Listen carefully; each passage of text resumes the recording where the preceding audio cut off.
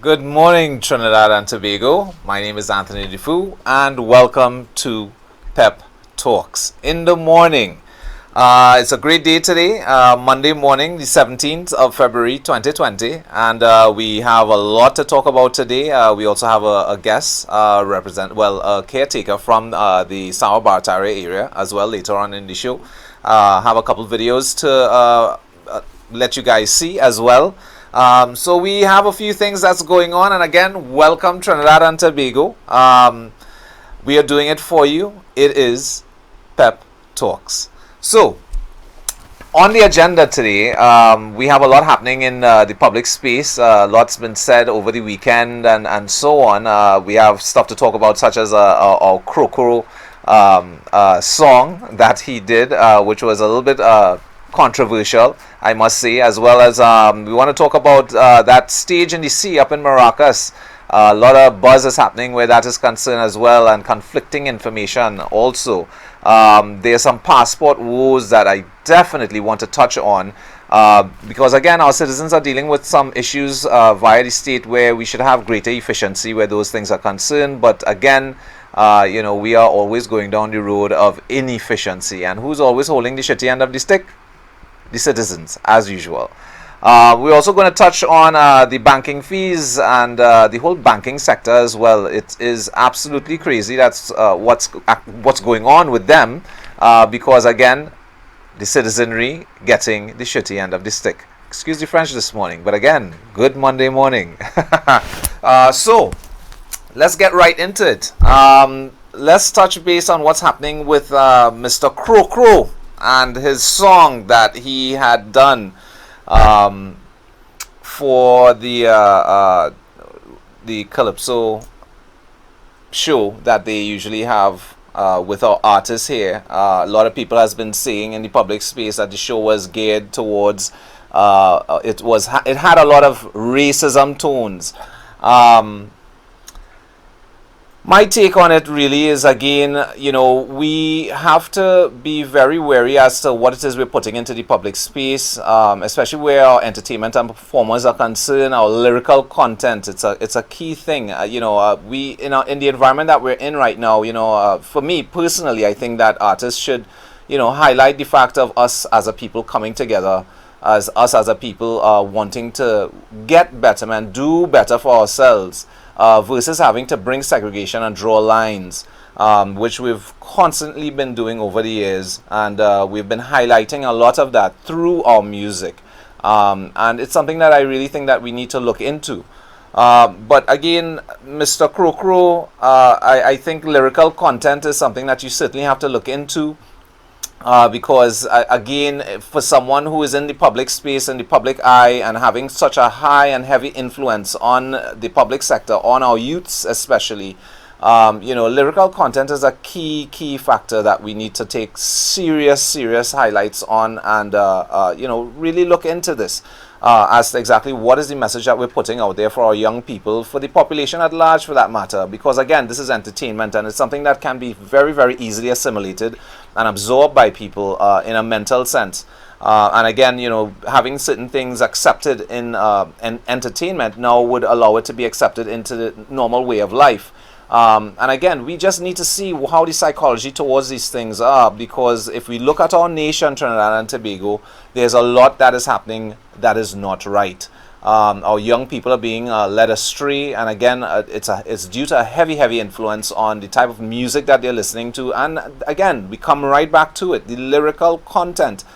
You find a lot of songs talking about guns and sex and drugs and that type of life. Whereas we're not talking about empowerment, we're not talking about love. It's funny that talking about media in itself, we are quick to highlight war and gore versus having to highlight love and good and positivity in a greater sense. And it is certainly something that we have to look into for fact.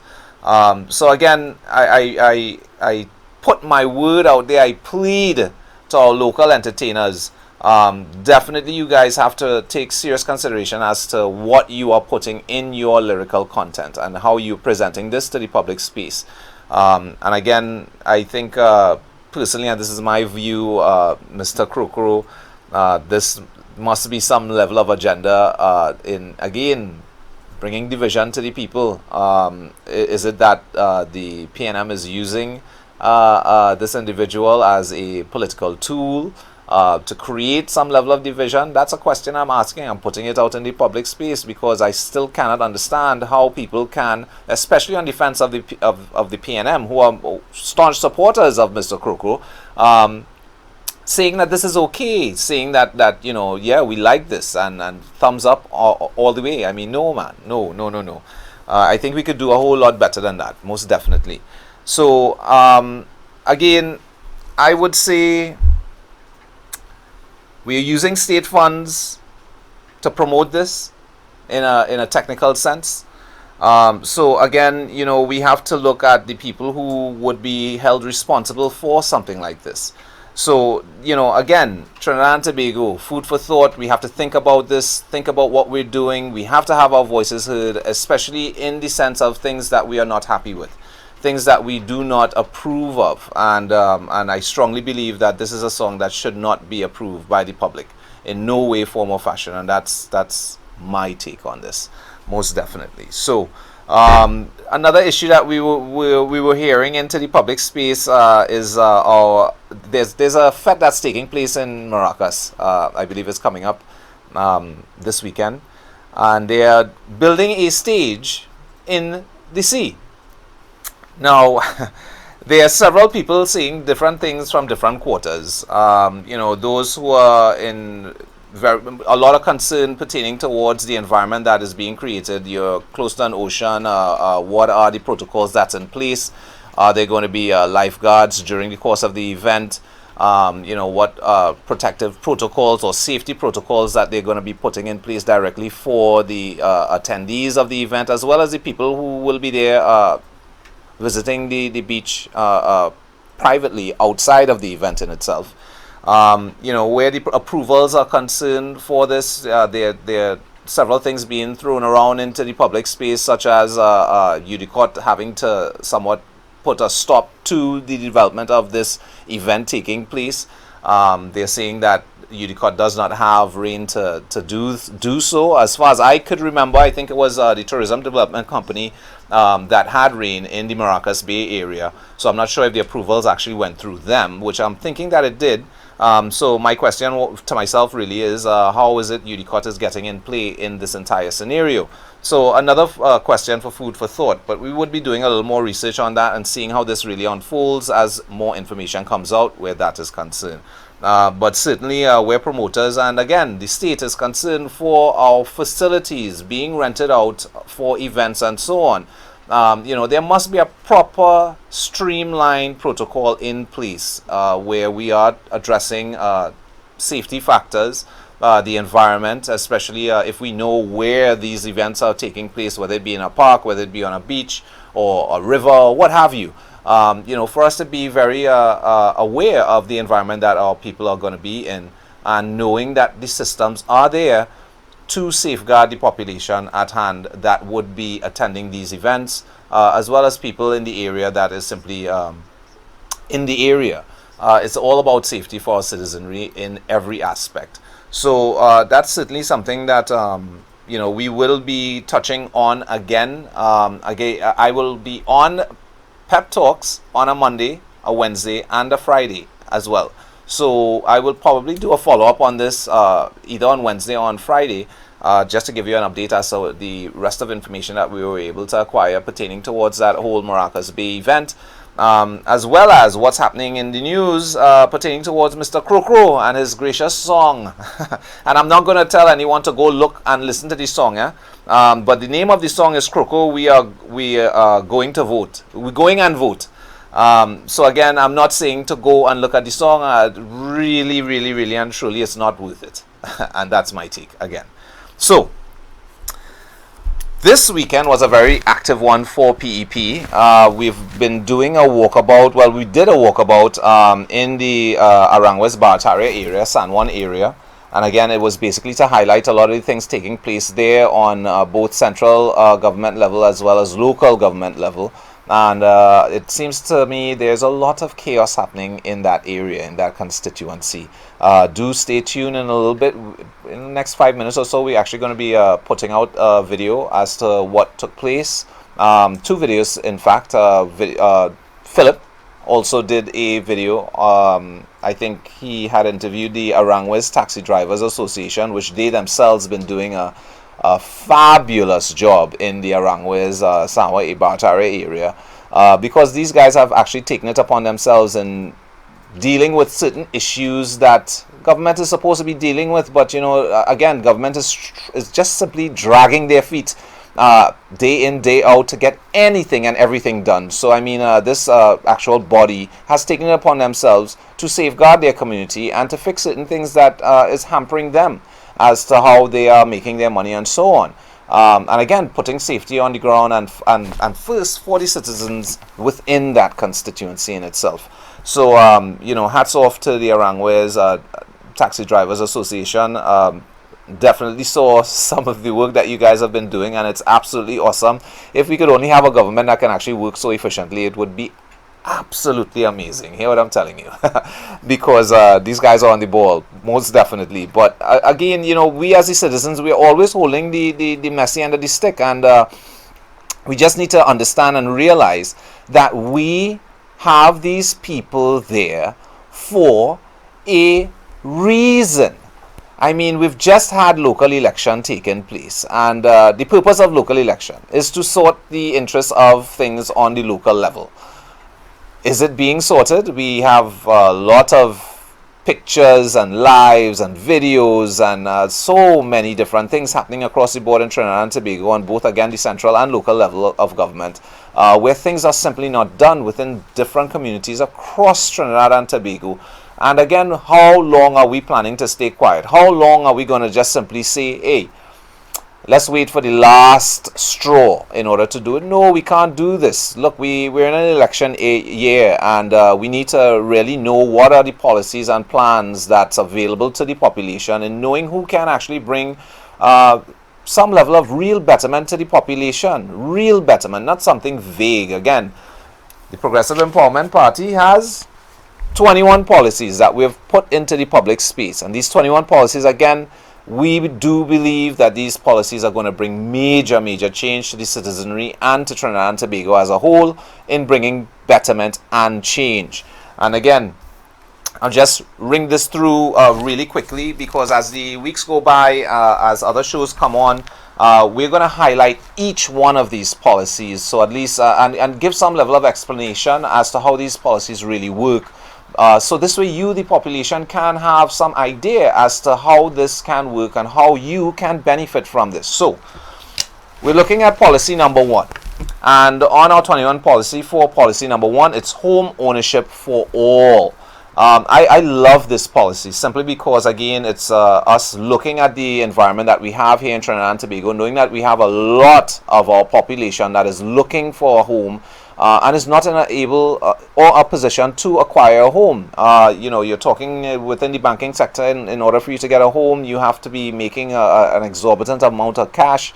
In some, if not most cases, it's you and your spouse and maybe everyone else in the family who is employed that basically has to pool their funds together in order to get some level of or come close to an approval through any financial institution for a loan or mortgage to acquire a home. And really and truly, as government, it should not be that hard for us to house our population, to put things in place for our population. And again, where this policy is concerned, what the PEP proposes is 0 deposit, 0 interest for 30 years for first-time homeowners for up to $1.5 million, allowing even the minimum wage earner to own a home. Now, why we say allowing the minimum wage earner to also own a home is because you're not going straight out the bat to get a $1.5 million mortgage. We are looking at building techniques and models, let's say with starter homes and so on, that can start from as low as $200,000, and you're talking about that's a mortgage of less than $1,000 for that matter per month. again, it is different policies and programs that we are trying to bring into the public space that can make some level of sense.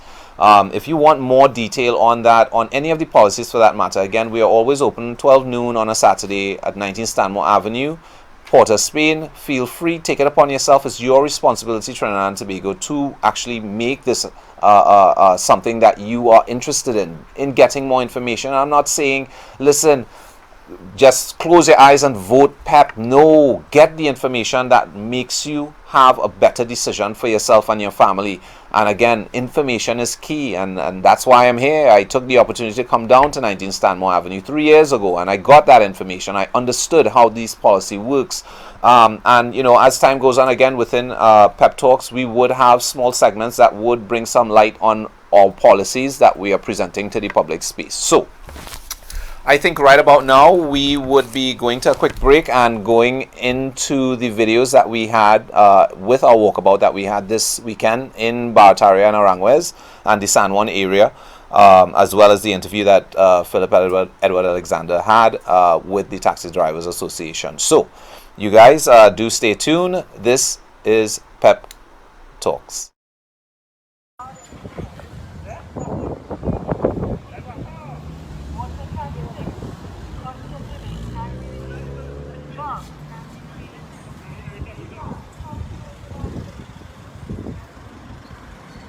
Kid Rowley, Sharon and her granddaughters was walking down this road. They go and buy a bread. They would have stay so. Crow crow! And you want to say, vote for that? We getting it done. We getting it done. Watch it. Look what crow and them saying vote for, boy. The representation, boy, look at there. $300 billion spent. Come now, man. Rowley, meet me outside now. Rowley, come and meet me outside now. Forget the rest of them. Meet me here. Hey, Rowley. Come and debate me here now. Kitos. You were just shit kickers. I have shit kickers too, Kitos. Meet me here now. Come and tell the people. Look at this. This is a crisis. And forget that. This crisis is the best part of the pavement. Look at this. Look at where we are. Look at this main road.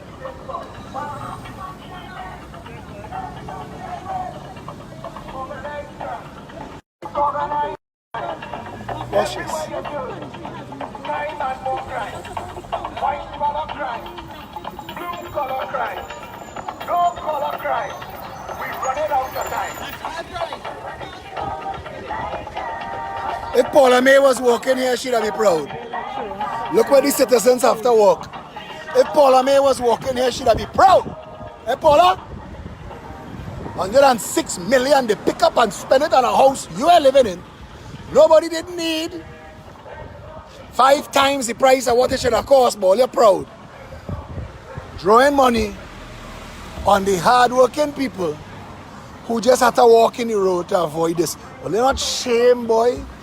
Well, they're not shame. It's like, well, you find out they are no God, boy. Because if you believe in God, we gonna tell him when you see him. Rowley, you call out the church people. Tell me now. When you see God, can that come in, eh? When you see God, Rowley, you gonna tell him, boy? What the 300 billion Kitos? These people pay that money. These people money you take and spend $500 million on the Red House. You could have pelt away a little bit here in Aranjuez, boy. Crow!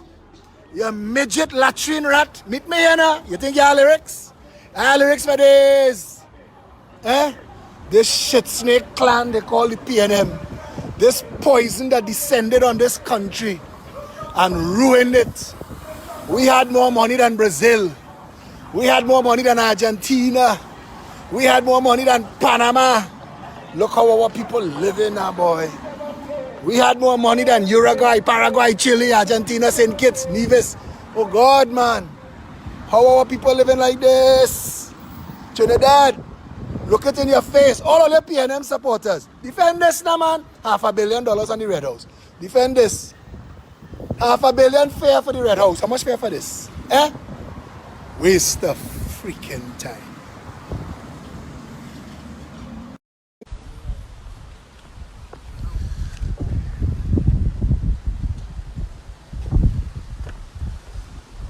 Trinidad, I want you to see this, eh? If you're not angry yet, get angry for this. These are Aranguez. Now, this is a side street. And this is just one of the ones that they're working on. Because the taxi drivers are losing money to the cost of maintaining their vehicles.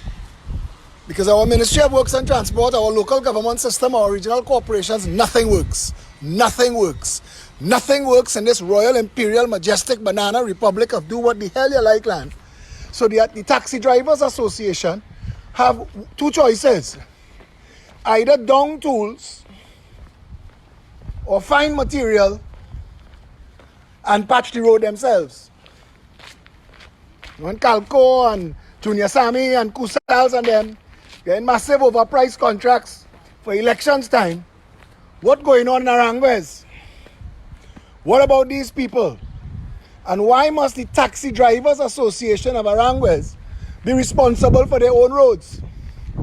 And why don't we have one good lawyer in this country, one decent lawyer in this country, to rest a class action lawsuit on the Minister of Finance? Because every time these same taxi drivers put gas in the car, they're paying a road tax. We just borrow further 200 million US to fix roads in Trinidad and Tobago. And I don't understand what's going on with the road tax money. Who is eating the road tax money? Which 1% are getting to eat the road tax money? While this is a road in Trinidad and Tobago. So this guy has to drive. If it wasn't for the Taxi Drivers Association to come and fix this road, what would be the story? These people paying tax. Same tax Sabga paying, same tax Aboud paying, same tax Hadid paying. These people paying the same tax. How could I get this road to look like Goodwood Park Road? How? If Norman Sabga, Charan, was driving through this every morning, think Goodwood Park would look like this? Michael Aboud, if Collins Road Fairways was looking like this morning, how you feel? This is why this is a shithole. It's why this country is a rat hole. We're collecting money from all these people. We're collecting taxes from all these good and decent people and leaving them to live in total degradation. Look at this. Box drain. No sidewalk. Children had to dodge. Children had to dodge. Talking with the head of the Aranguez Taxi Drivers Association. Give me some information what's going on in here now. Since 2015. Anybody ever stop and give you a tax? No. A $5 or $10 and say thank you for maintaining the road? Not at all. Look at what's going on here with this drain now, man. I mean, they're putting these people to live like pigs. How could this be fair? Where y'all find this material? You're going to find material to fill pothole? How could this be fair? I want I want Rowley Chiron to live like this. I want calm little stunting boy child to have to negotiate this in the morning when he putting on the tight pants. I want all of these Jackass Farm members to have their children deal with this. You imagine your children have to walk here to negotiate to go to school, to go about their business. How come Trinidad not infuriated yet, boy? How come you're not so blasted angry? Stop voting yourself into poverty. Stop voting yourself suffering. Look at this. Rohan Sinanan, your little girl child in Valsain. She living like this? You're the Minister of Works, brother. Your little girl child have to negotiate this? When she go into stunt and party? Eh, Rohan? Tell me now, Kazim Hossain, you're getting ready to go and run for election in San Fernando West because Faris going and run for the hills. And Baka there want nothing to do with Faris. So you're going to send Faris and Diego Martin Central to this because they fed up a group of man. So you're going to tell them Faris is worse than Daryl. And you're getting them Kazim Hossain. Kazim is the Minister of Local Government. Watch this. And all you sleep well tonight. These sons of bitches in this PNM government. This waste of time. Collecting people money.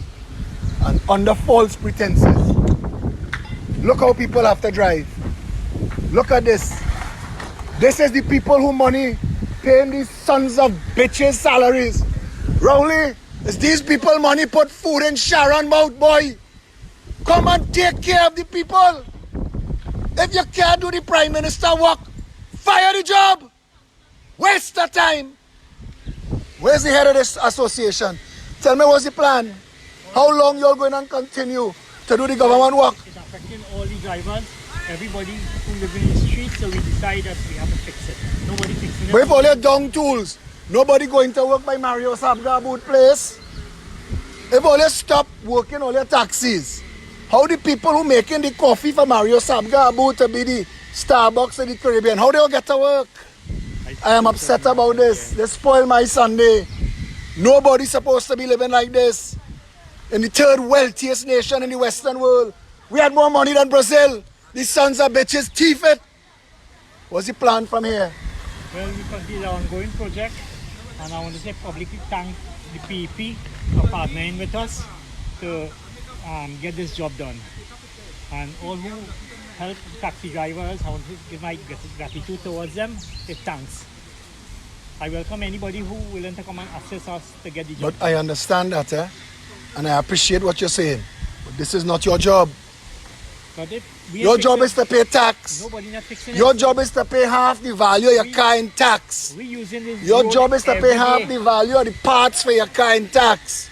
Your job is to pay half the value of the tire in tax.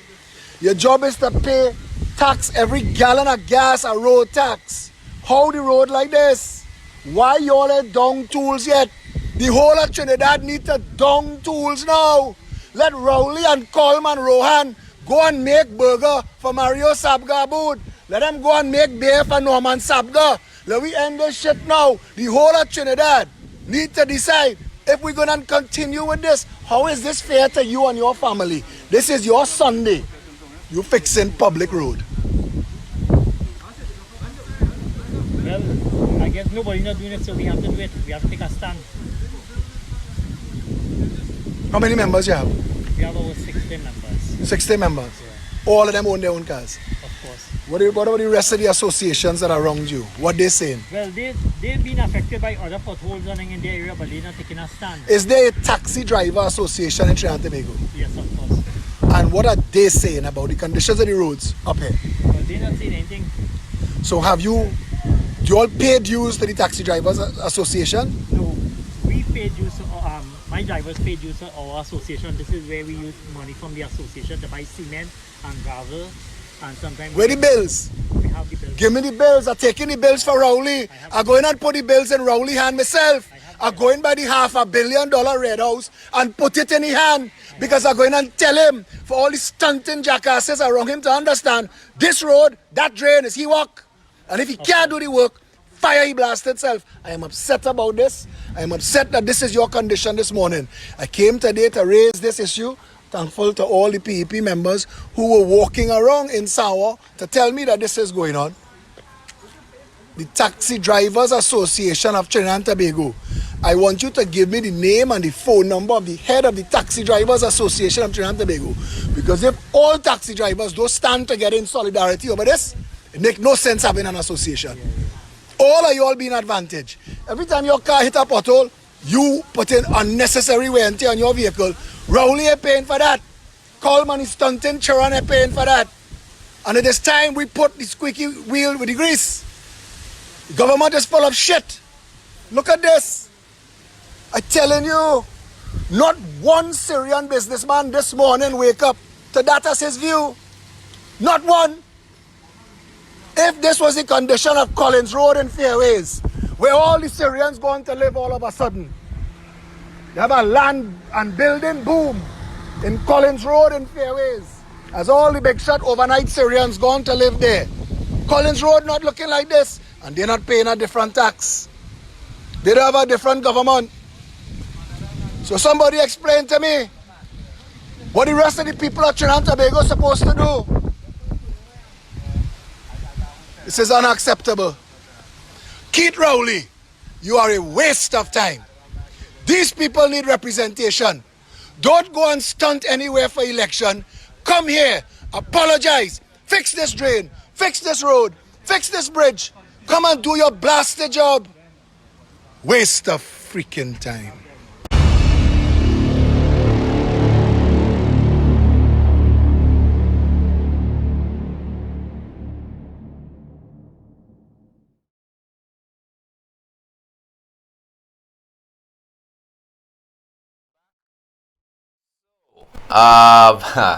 I have with me here this morning caretaker for San Juan Barataria, Miss Alberta Perdine.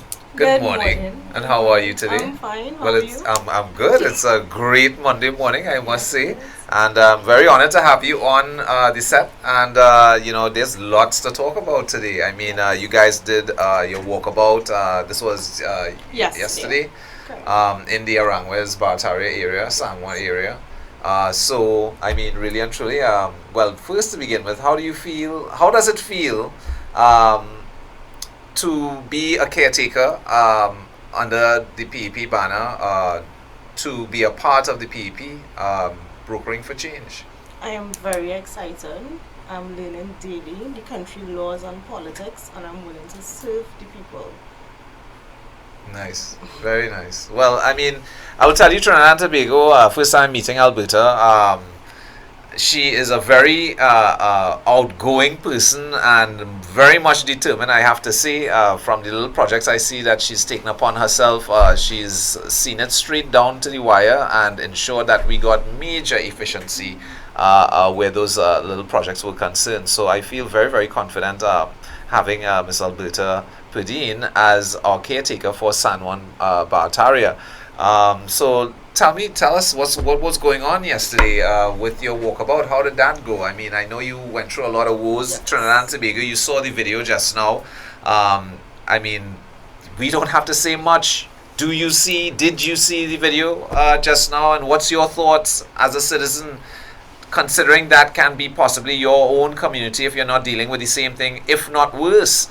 I mean, really and truly, these are things that has to be highlighted, and these are things that not just has to be highlighted, but also addressed.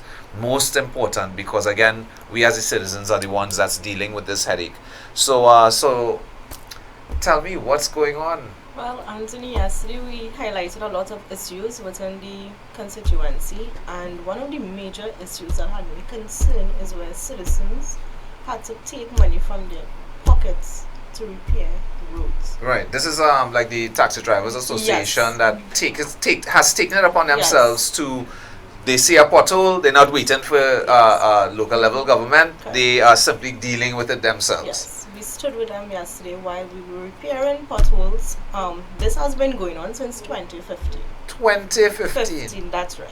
You hear in this Trinidad and Tobago, 2015, we're in 2020. This is 5 years later. An entire administration tenure has gone by, or almost has gone by, which is the People's National Movement being in office. Correct. I mean, this is, who is the MP for Barataria? Fuad Khan. Yes. Mr. Fuad Khan. Well, Dr. Fuad Khan. Dr. All right. Fuad Khan. Well, we'll come to Mr. Khan in a little bit. Because him being the MP of the constituency in itself, I think that he needs to be a whole lot more in tune and in sync with the population at large within his constituencies, as far as knowing what their woes are, what the issues that they're dealing with, and the host of other things that we simply go through as citizens in every respected constituency. But being that we're talking about San Juan Barataria, we would put a little highlight on Mr. Khan. in a moment. So so tell me what else was going on within your walkabout yesterday. After the repairs were done with the Taxi Association, we decided to visit Saddle Road and South. Ah, And this is truly crazy. yes, it is. Right. Anthony, it was very disturbing. It was very, very disturbing. There was raw sewage. There's a raw sewage line that was ruptured since September the 22nd, 2019. What are you saying? I am telling you, Really? yes, This sewage line was broken where exactly? right up on the Quasi side, straight up to Saddle Road on your left. And where's the sewage line like going into as far as where's Sour that? River. In the river. Yes. Straight in the river, just like that. Straight in the river. The stench was unbearable, Anthony. No treatment, no nothing. No. And this has been like this since September, you see. Yes.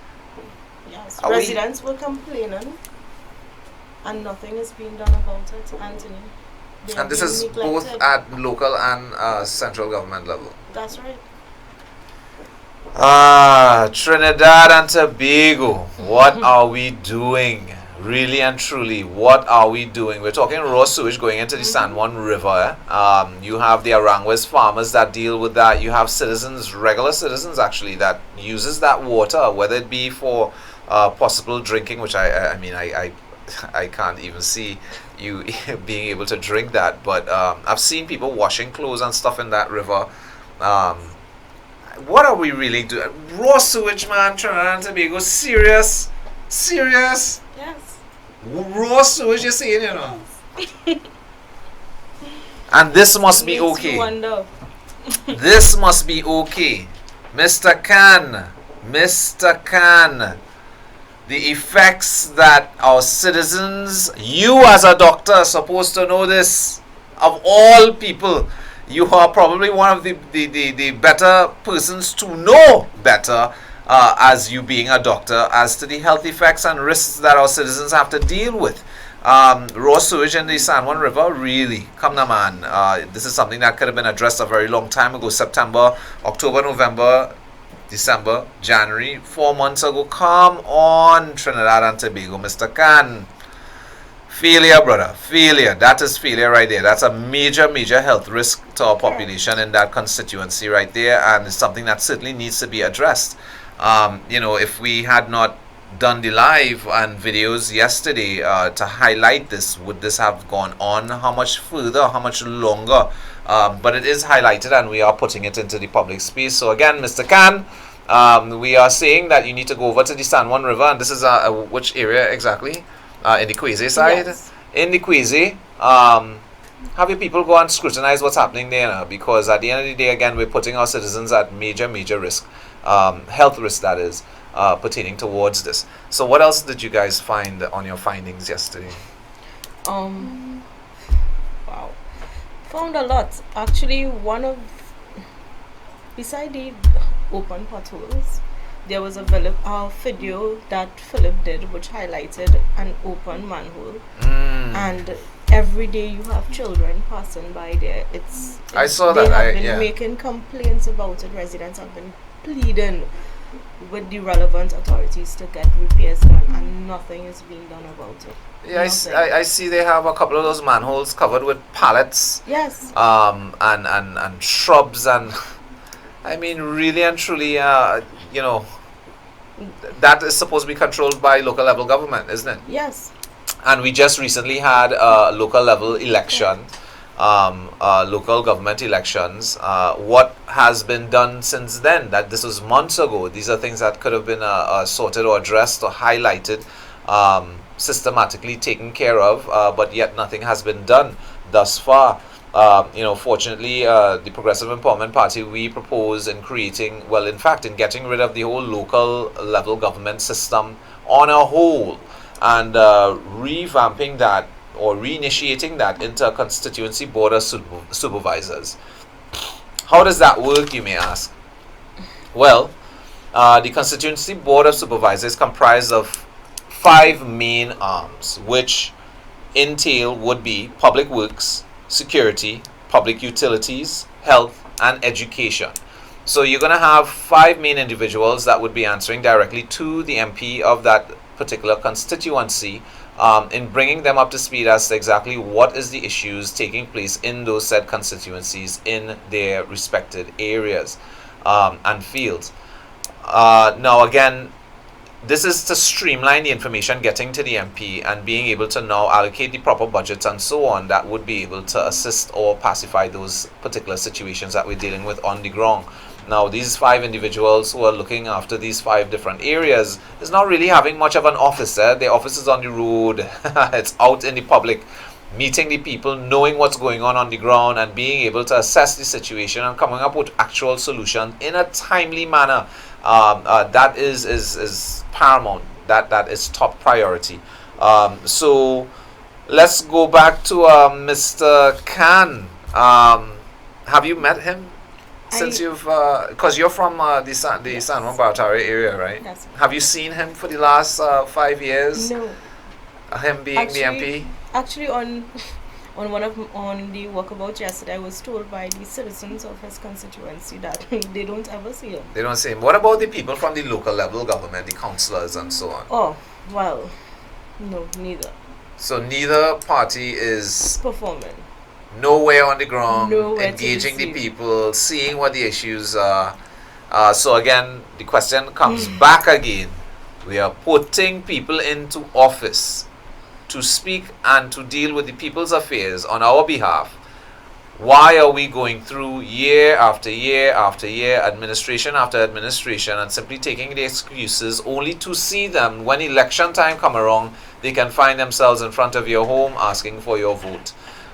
Again, Trinidad and Tobago, we need to be able to pick better sense out of all of this nonsense that's around us, and really and truly scrutinize the people coming forth, scrutinize the policies that they're trying to present to you, and let them explain to you how this is actually going to work and how is it directly going to benefit you, not vaguely, not as a pie in the sky, but with facts, figures, information that you can understand in knowing exactly how to make a decision and moving yourself forward.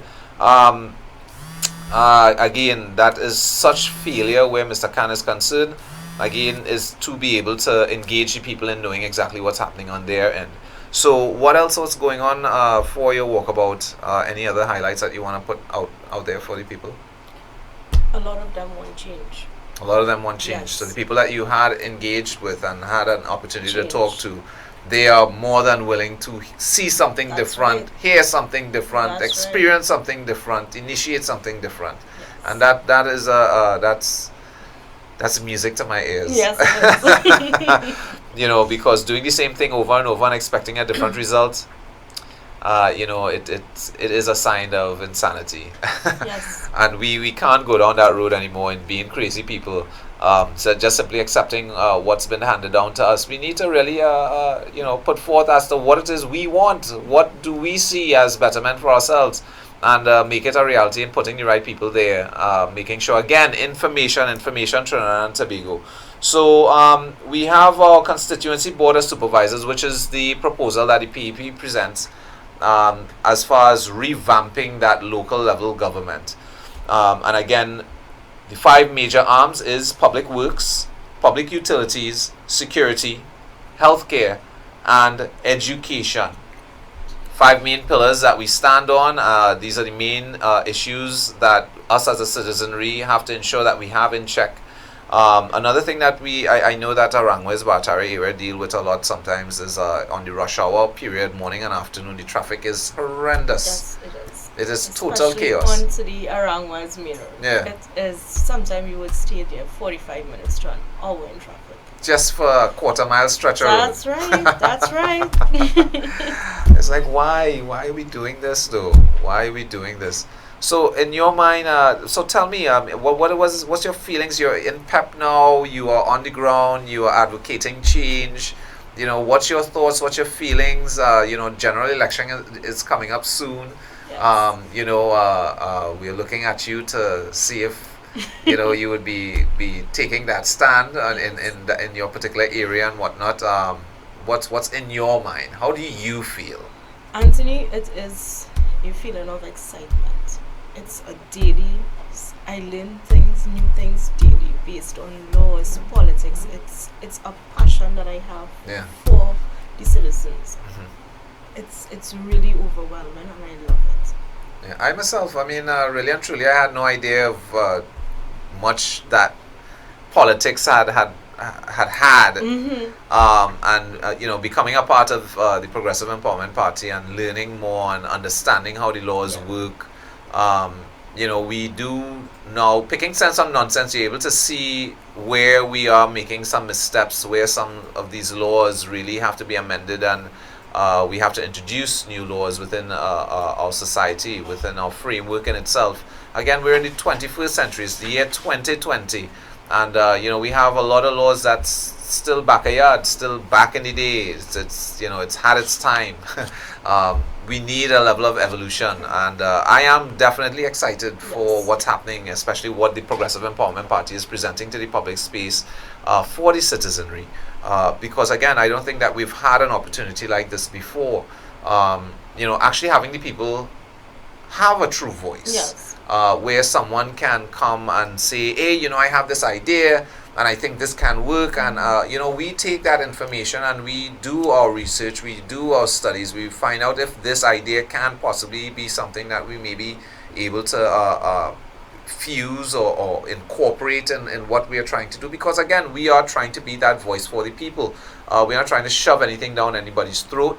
It's for us to have understanding to the different policies that we're trying to present. And again, for those of you out there that think to yourselves that you may have an idea, feel free, come down 19 Stanmore Avenue, 12 noon every Saturday. We insist, come, let your voice be heard, put what you have on the table, what questions you may have pertaining towards any of our own policies that we've placed into the public space.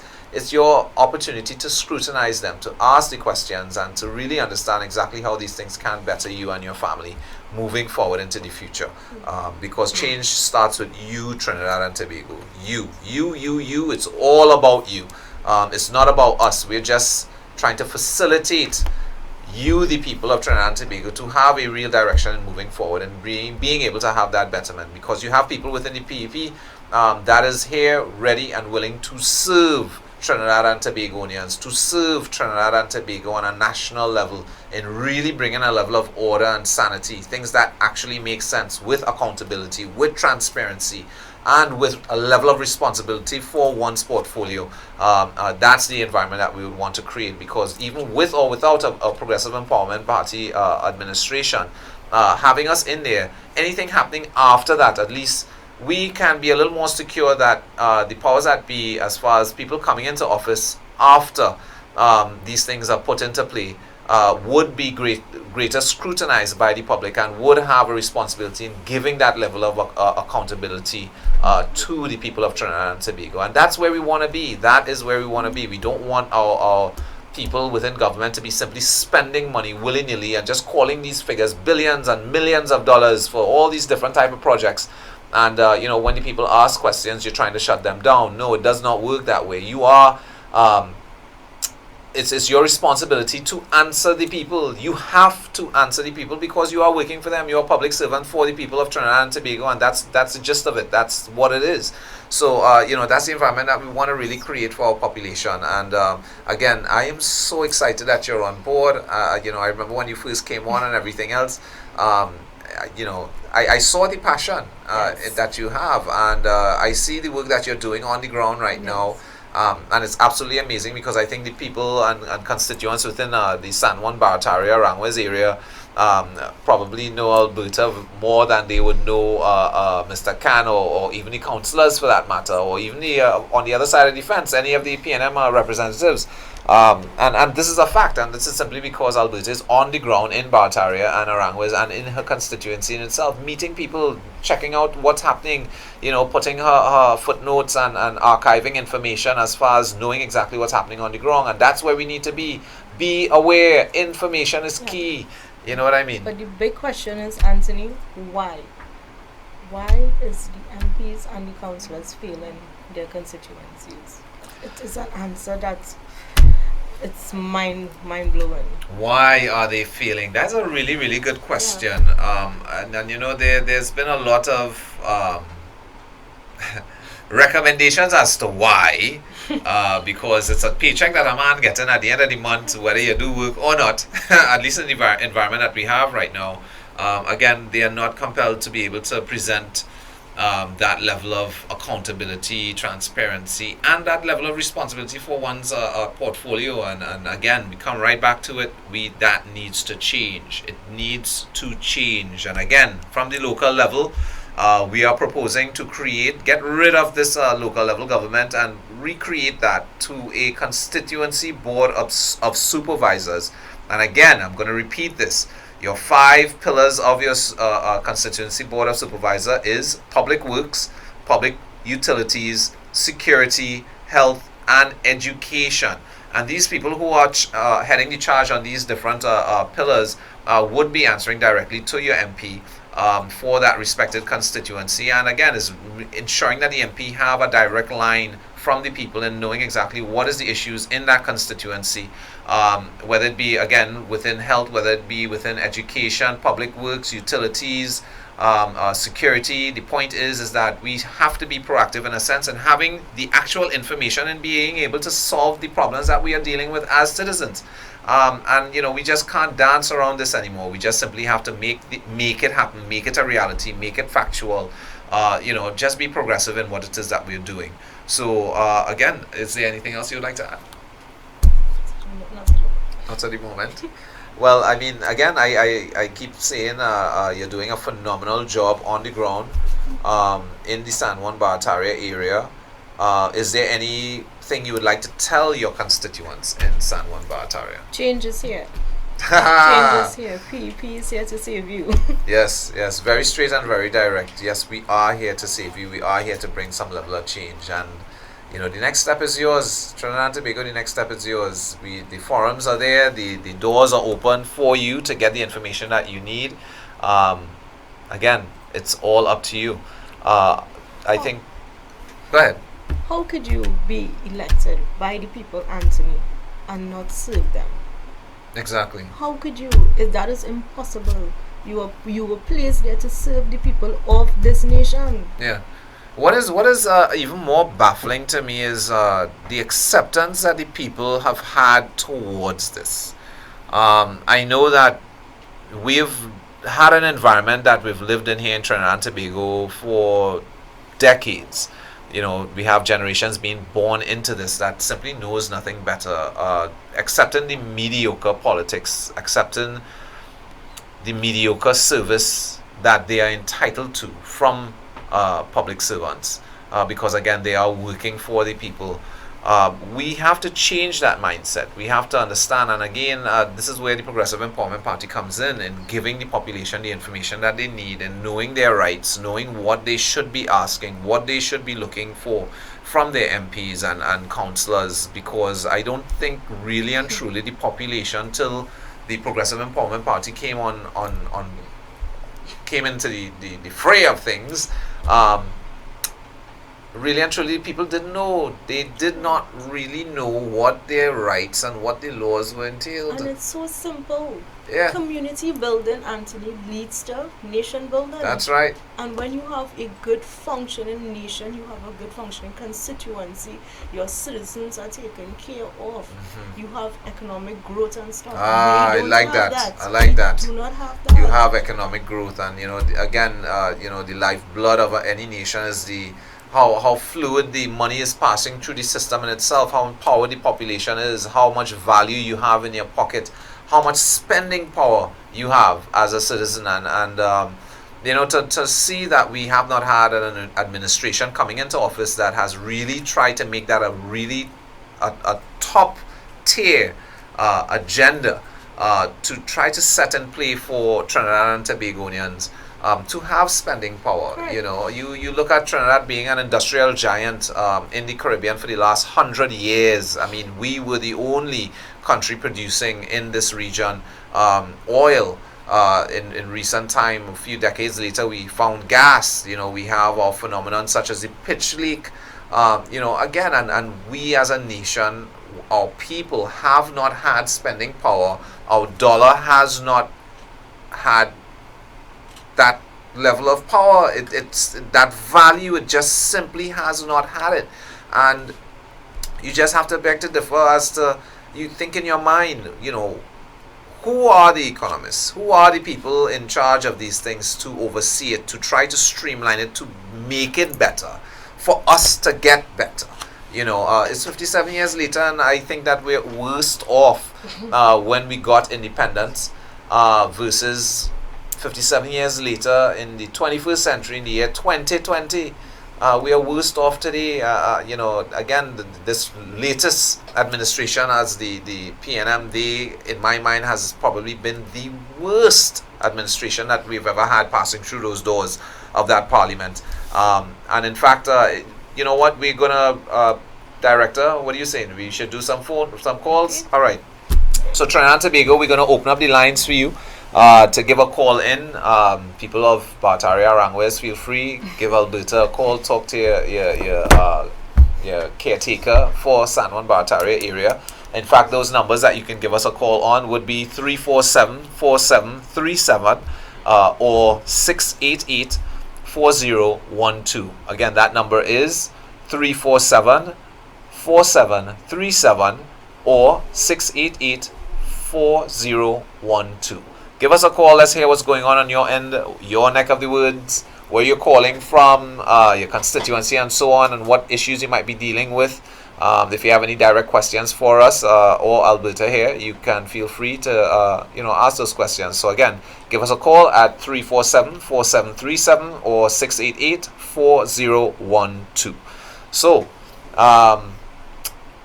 Alberta, I am really, really psyched myself personally, only because I see a lot of things being highlighted. I see us putting a lot of things in place for the citizenry. We are in talks with a lot of people across the board, across the country in itself, different groups, different bodies. And again, it's not a matter of us trying to shove anything down anybody's throat. It's simply of presenting the policies and proposals that we do have and trying to bring a level of explanation to our people in truly understanding the dynamics as to what it is that we're trying to produce. And again, letting common sense prevail. And really and truly, this is how most, if not all, of our supporters come on board. It's not, hero worshipping happening here. It's not about celebrity status. It's about policy. It's about how these things are going to work and how you as a citizen is going to actually benefit from it. That's the highlight. That's the standpoint here. So I think we have a call coming in. Let's see here. Hello, good morning. Good morning. How are you going, sir? You're calling in? It's Pet Good, Talks, you're live? Yesterday I was in a walk, and the people in Sawa, like they live in their own jail, right around his walls or gates. And another thing is homeless. I noticed quite a bit of homeless people on Sawa. That is residing in the Sawa area? Yeah, yesterday I was in a walk. Alright, nice. The level of homeless people is like I went somewhere around bar, and right out of the bar in the pavement somebody lay down sleeping, homeless. And the crazy have quite a bit of homeless, and the country need to be taking care of the homeless people. Well, you are absolutely correct. We are supposed to have a social arm that is able to address that. Again, the system is failing us. It's failing the citizenry in itself. It's simply not being able to work as efficiently as it should. It's not saving the people that's falling through the cracks, and it's something that has to be addressed. In fact, the largest arm of government with a PEP administration would be our social arm, because we know that that's where the deficiency lies. That's where most, if not all, the problems that we are dealing with is coming from. It's on the social arm of things. So what's your take? So is there anything else that you saw at the walkabout that you want to talk about that was Well, another thing we want to talk about is the road narrow and no pavement for children to walk. So it's like a vehicle pack up, a vehicle want to pass, and people can't walk accessible, because after walking the road, actually walk in the road, we can have no pavement in certain areas.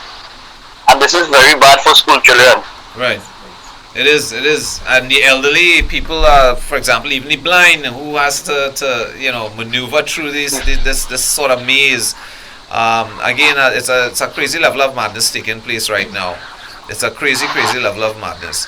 So, is there anything else that you guys do? So you saw the raw sewage that was in the Sound area? I didn't remain so late, but for the short while I was there until about after 12. Right. And the kind of things I noticed are that have no space for people to really actually walk, because certain places have no pavement. Right. And the roadway itself narrow. So two vehicles could barely pass each other. Right. So it have no space for somebody to really walk, and it have no pavement there. And the homelessness, next thing is people like in jail, in their own jail, because it's right around his walls, like everybody in fear. You know, when somebody in fear, they look to block the place right up. Yeah. It's these level of things I see, like they're in their own jail, they have to block themselves indoors to be away from bandits or whatever, thing like that. Well, the crime So like, situation in that area, I know, is somewhat high as well. yeah, so this is the level of things I'm seeing, because where I from Chigonas, the place could even open, I know we're more safe, but in that area I can actually see the fear on people in the premises in these areas. Like anything can happen, they need to lock up. It's They always have a place to lock up. Self-inflicted, that's Yeah. what it is. Self-infliction, because well, anyway, well, thanks a lot for that call there. Yeah, no problem. Well, taking the show, let's open up the lines again. Alright, so again, Trinidad, give us a call, 347-4737 or 688-4012. Let's hear what's going on your end. Now that let me tell you, homelessness happening in that area is a real problem. Yes, it is. A real problem. There's a large number of homeless people that is in the San Juan area, and I've seen that for myself too. What I also have noticed as well, which he is absolutely correct, where the citizenry in that area, they do have very high walls and is basically caged. Yes, it is. So you're imprisoning yourself, thinking that really and truly you're doing that to try to bring some level of safety to you and your family, but in essence you are putting yourself in a self-inflicted jail, basically, because you're cocooning yourself in this one little space. And again, it has to be self-inflicted, because you're thinking that you need to try to bring some level of safety to yourself and your family, because you obviously is not getting it from the state. We are dealing with major problems in Trinidad and Tobago, and if it's not sorted... That's coming true. Huh? Yeah. Hello, morning. Oh, good morning. Good morning. How are you going? How are you going today? You're live on Pep Talks. I'm good. Thank you very much. Hey, listen, I wanted to highlight two things about the Arangwes area. The Arangwes area is mostly farmers in this area. Even though there are a lot of housing going on, there's a lot of farmers still. Right. That issue that you highlighted yesterday about the raw sewer being flowed into that river. I live right in Arangwes, in the middle of the farming area. And I have seen firsthand for myself that these farmers, the kind of water that they use to wet their crops, that they sell to the fruit shed, that Trinidadians are buying these vegetables and stuff, that can't be good for the health. I stop buying from fruit shed. I prefer to go and pay the Syrians who bring in crops here from the American wherever, Panama, to pay extra and buy, because the water that comes out of these pipes these farmers flood their crops with is deplorable. It smells. I didn't realize there was sewer going into. I was wondering, well, look at this drain. If you guys, one street from where you guys were yesterday, if you come down one street after that, from where the taxi drivers were fixing the holes, you would be appalled to see the kind of water in that drain, almost like mud, that these farmers wet their crops with. And we have to eat that? Well, again, and the government does nothing about it? That is, I like how you end off that there. The government is not addressing it. They are not doing anything about it, and that is where the problem lies. Because especially from a very important industry such as farming is something that again we keep seeing within the Progressive Empowerment Party, that farming is another number one priority that has to be redeveloped and initiated on a national level. We need to be food independent. We need to be able to feed our population and feed them with healthy foods.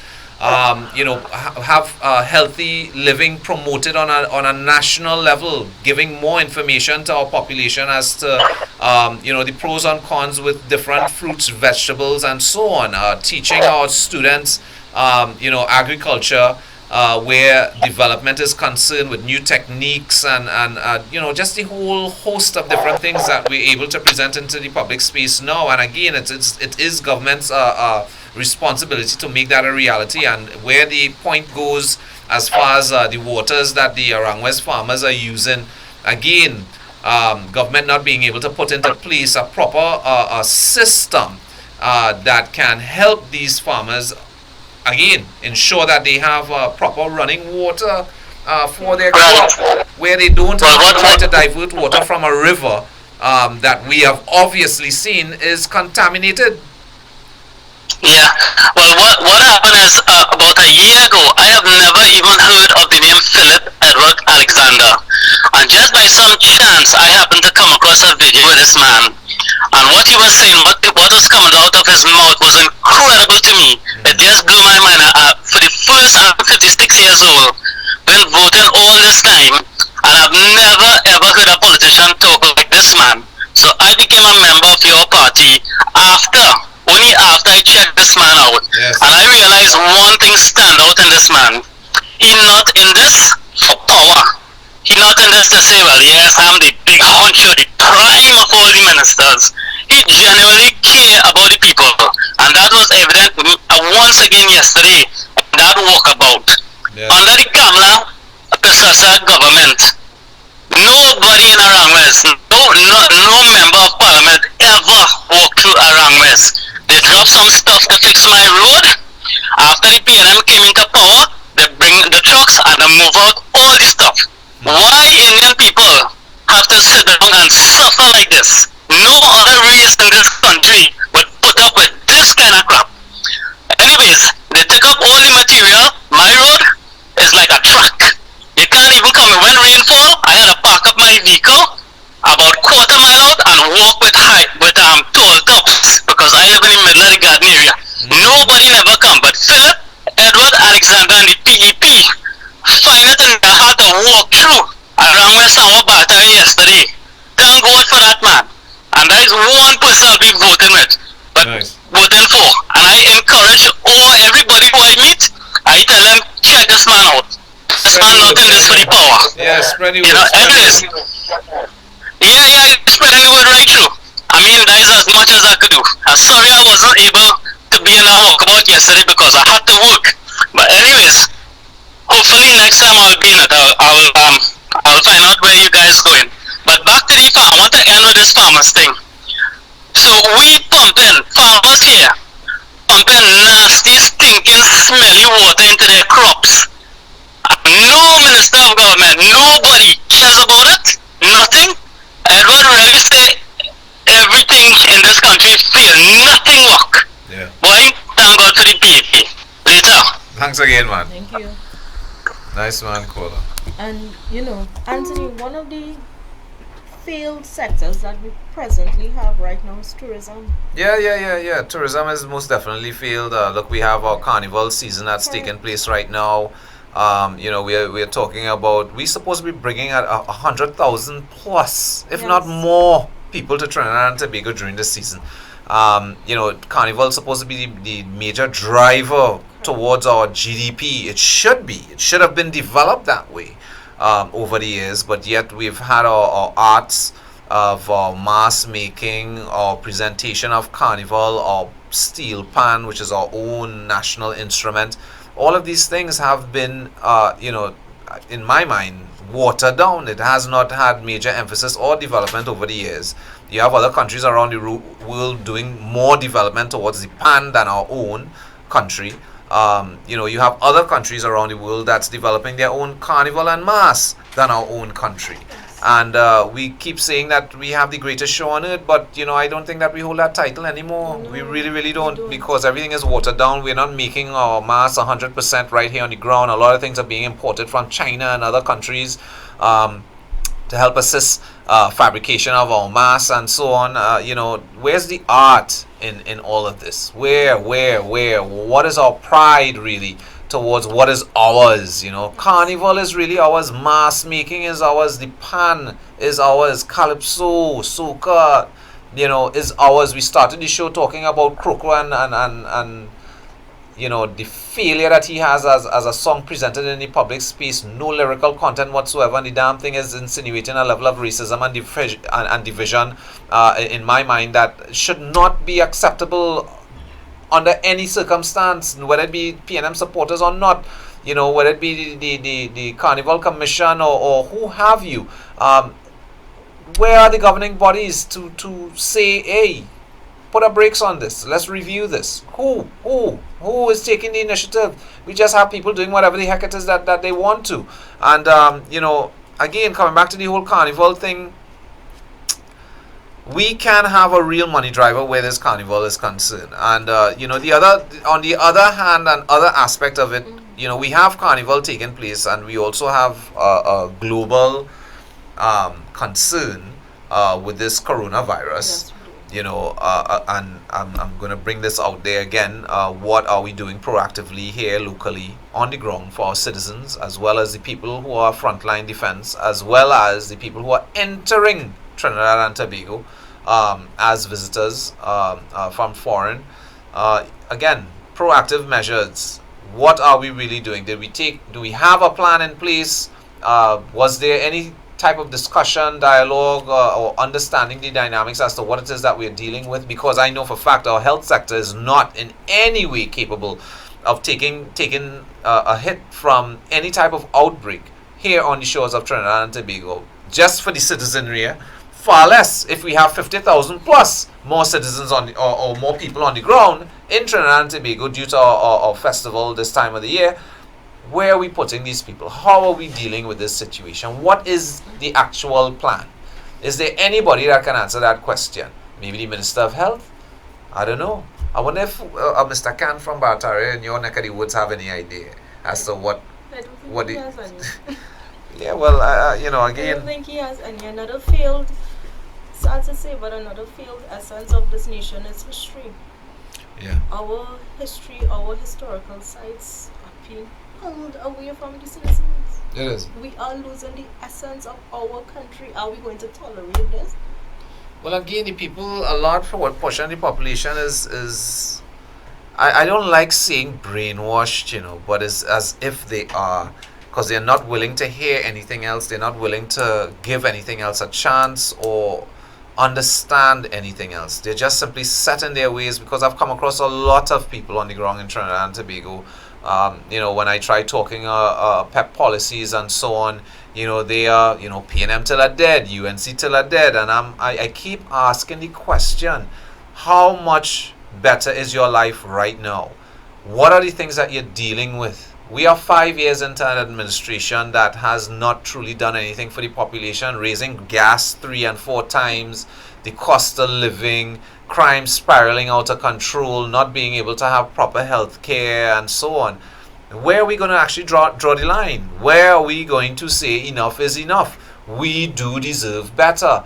And we are not saying that we deserve better because we are just the creme de la creme, but we should be the creme de la creme of the world. Forget about our region. We shouldn't be talking about places like Singapore and Dubai and all of this. No, man. Trinidad and Tobago is supposed to be #1 on planet Earth. They're supposed to have visas to have people come to this country. But again, putting the people in charge of things who have not done the job over the last 57 years is what have us where we are today. And from this point, we should not even be going back into the past anymore. We need to start talking about the future, what we're able to do for the nation, for the population, how we're able to bring a level of betterment that makes sense, that people can actually see. Amanda had to wait 5 years to see some level of betterment. You get into office 100 days after a Progressive Empowerment Party's administration being accepted by the population to be in that parliament. 100 days after that happens, because that 100-day period is to do a proper assessment on Trinidad and Tobago and its affairs.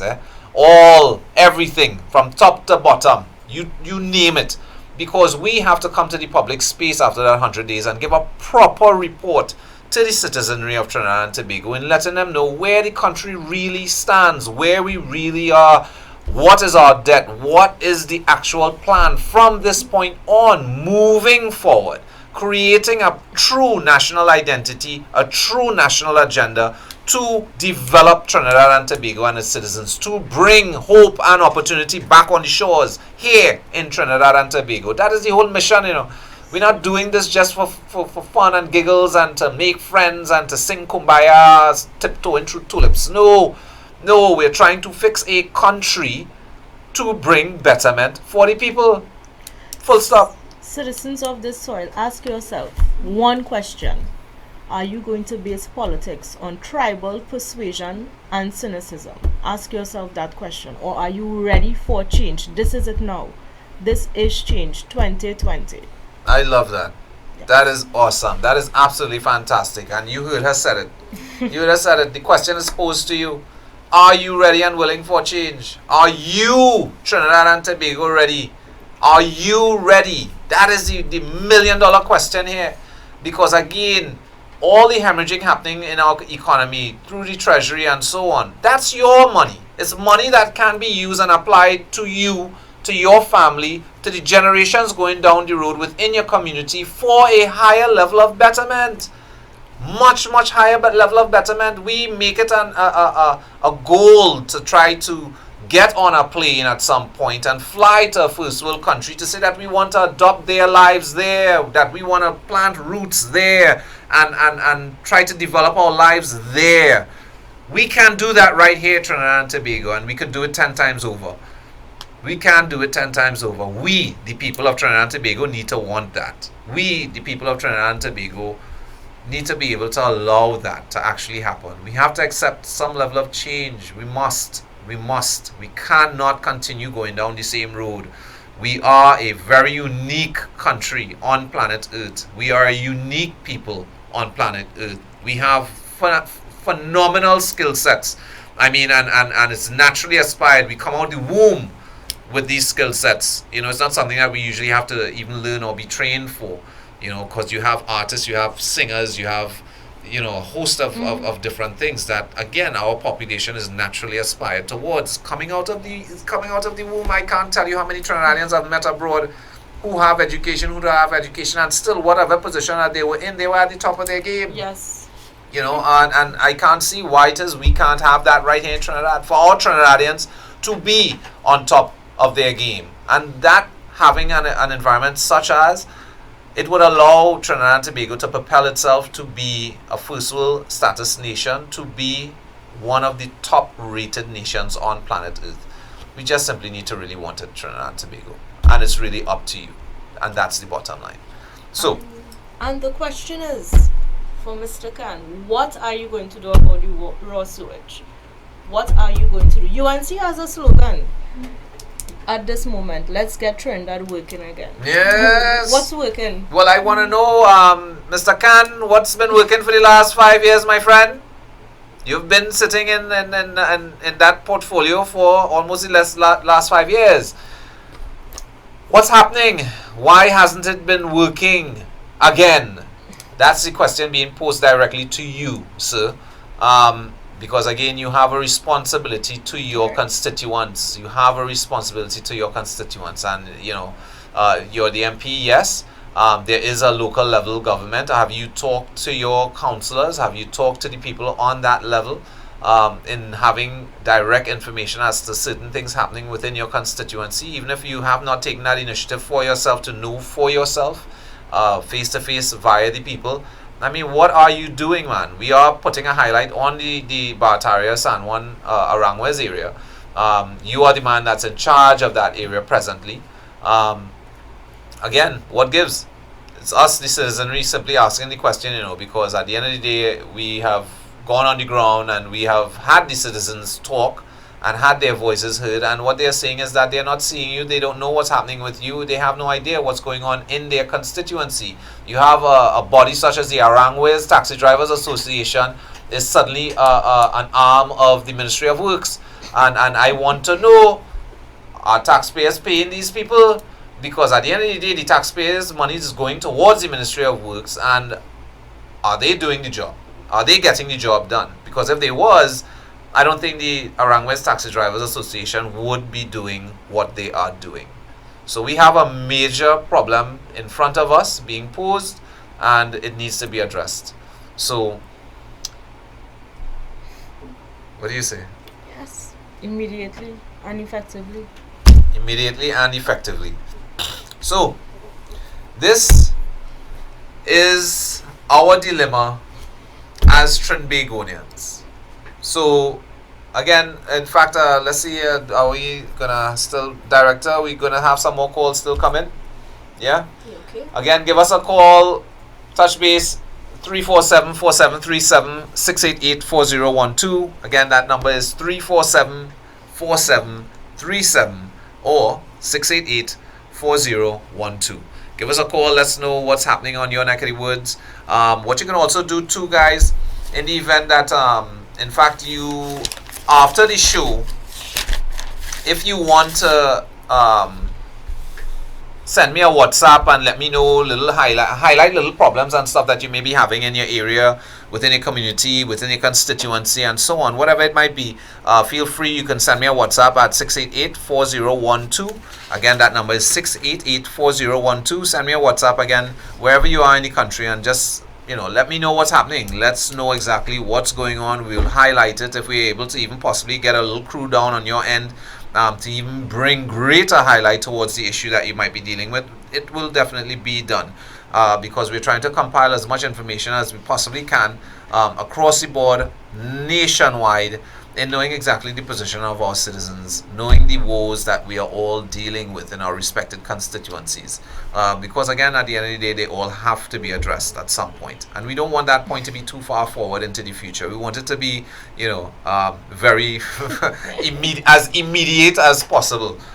Because the dragging of the feet simply makes no sense. It does not work. So again, give us a call right now, 347-4737, and if you want, you can WhatsApp me on 688-4012 and give us some information as to what's going on the ground there by you in your neck of the woods. So I wanted to just touch base a little bit on, well, actually, before I even touch base on that, where the second caller is concerned, when he was talking about the whole scenario that the Arangways farmers have to be dealing with, again, a proper water supply would definitely be something that makes sense. That would be nice.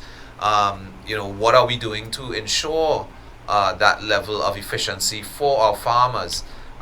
That's a big concern for me, because having someone say that the Arangways farmers having to divert waters from the river in itself to water their crops, and then having to see a little higher upstream you're having broken sewage lines Since September the 22nd, 2019. that is a huge concern. That's why I just trying to understand the concept. Why is it still not repaired?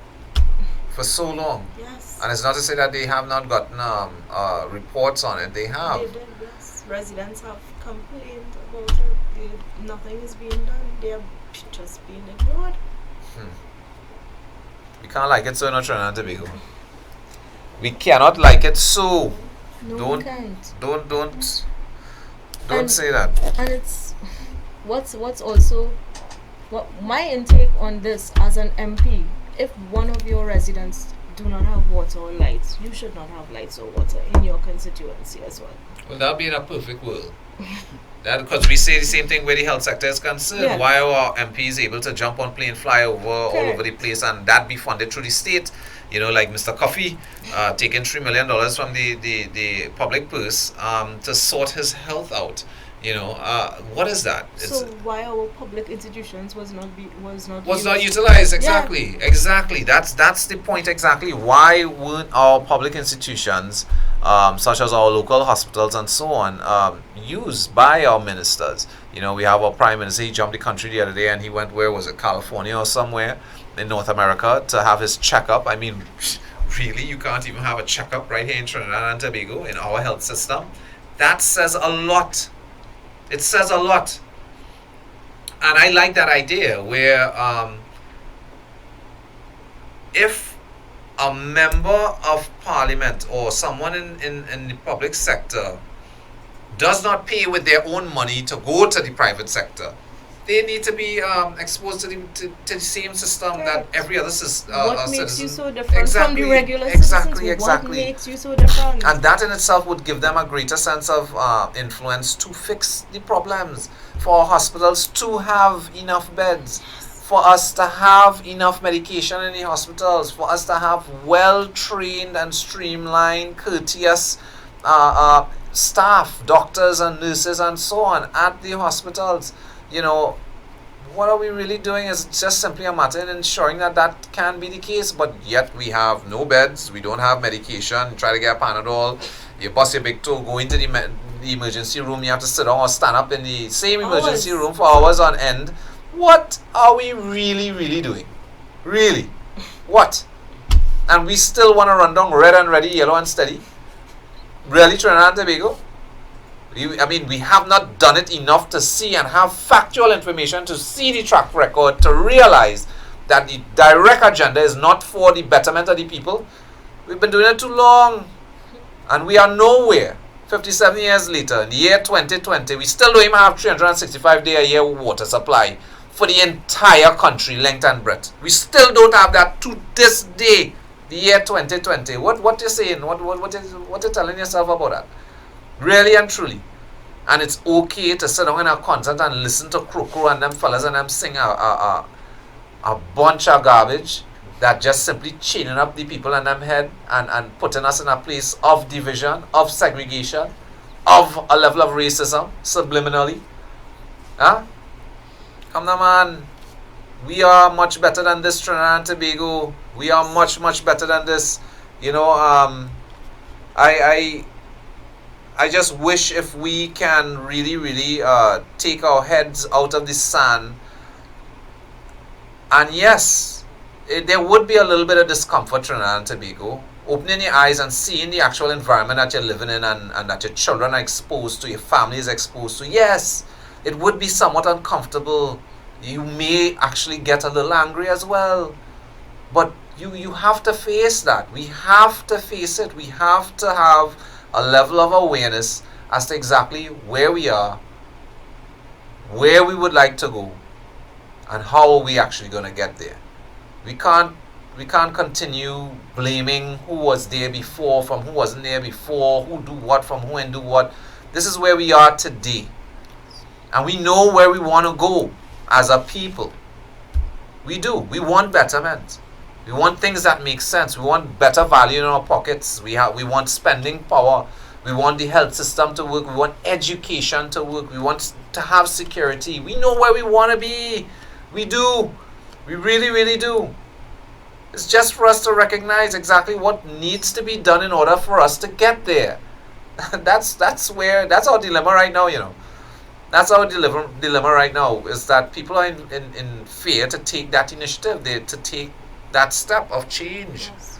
One of PAP's policy that I really love, Anthony, is actually food independence. Food independence, Yes, that's right. A country that can grow its own food. That's is right. a wealthy country. That's right. Food independence.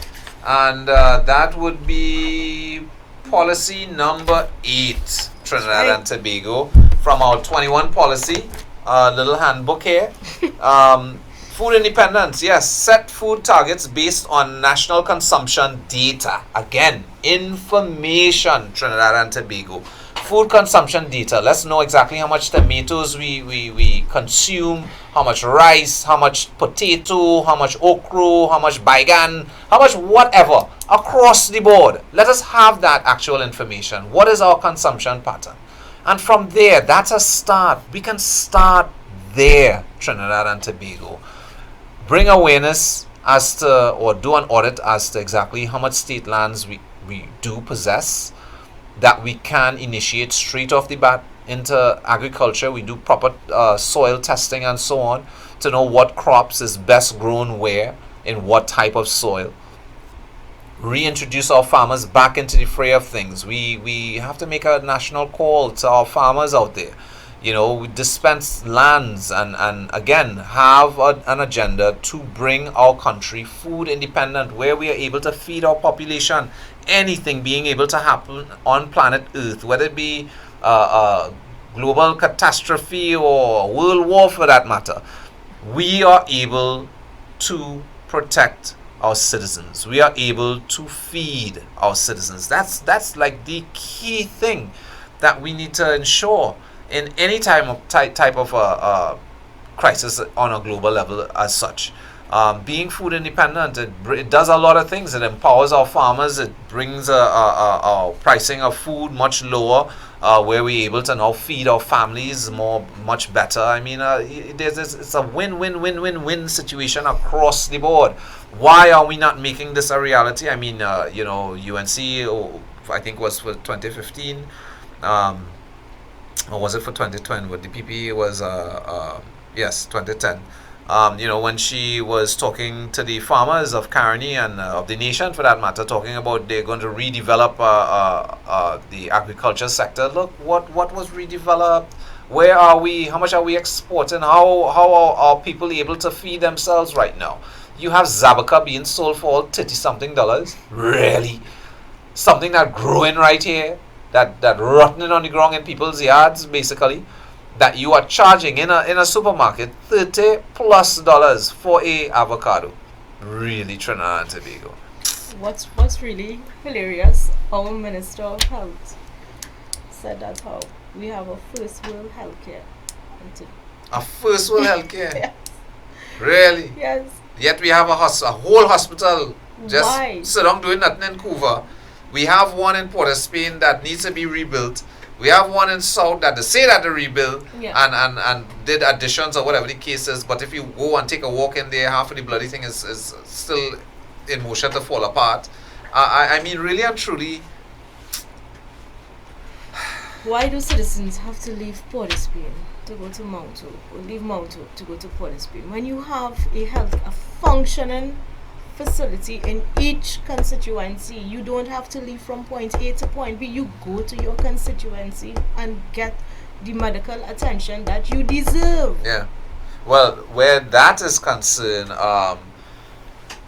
what the Progressive Empowerment Party is proposing as well is in all 41 constituency for there to be minor emergency suite, like where we would have our health centers right now, but better equip the health centers to basically deal with just about everything outside of a major surgery or of the likes, which you would have to deal with at the general hospitals. But whether it be snake bites or cuts or what the case might be, a broken arm or what have you, for that to be able to be treated within our localized health centers.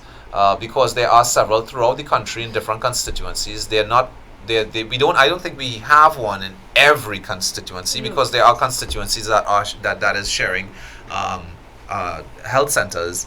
But again, the Progressive Empowerment Party is proposing for us to develop 41 health centers mini hospitals, let's put it that way, that again is able to basically address just about everything that a major hospital can address. Outside of a major surgery or what have you along those lines. So where that is concerned, you're able as a citizen to be able to get health care in an emergency case within a 5 to 15 minute period once it's residing. Once that can be a reality, having a health center that can treat with most problems in your constituency in itself, it brings the time much lower, ensuring that we have outfitted an ambulance service with proper technicians and people who are able to deal with situations on the ground at the scene of either the crime or the accident or what have you, Again, it's just being proactive across the board and developing our systems for it to be more efficient for the population at hand. It's the mission at hand. It's what we have to do. It's what has to be done. Bottom line. And again, Trinidad and Tobago, take the time, man. Take the time. If you're able to make it down to 19 Stanmore Avenue, 12 noon every Saturday, doors are open to the public. Come and scrutinize what's going on. Come and get more information as to how we plan to move the country forward and making it a better place for everyone, not just a selected few, for every single citizen, for no one to be left behind, literally. So, that again, back to the food independence. So again, we will set food targets based on national consumption data, making farmland available rent-free to small farmers. Set a crop schedule, purchase, harvest, and distribute produce throughout 41 constituency, wholesale and retail markets. And again, that's to be able to spread the food across the board throughout the nation, to help bringing prices down and to ensure that the population is able to feed themselves and feed their family at a very, very economical cost to them. That would not hurt the pockets, because this is food. This is how we live.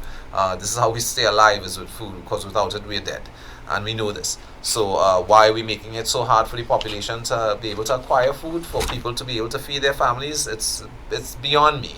But again, under Progressive Empowerment Party administration, we will ensure that the people are able to actually feed themselves, and for us to bring the price of food down, and to raise our exports as well, because we have some of the best food being grown here. Yes, we do. You know what I mean? We have the best sugar, best cocoa.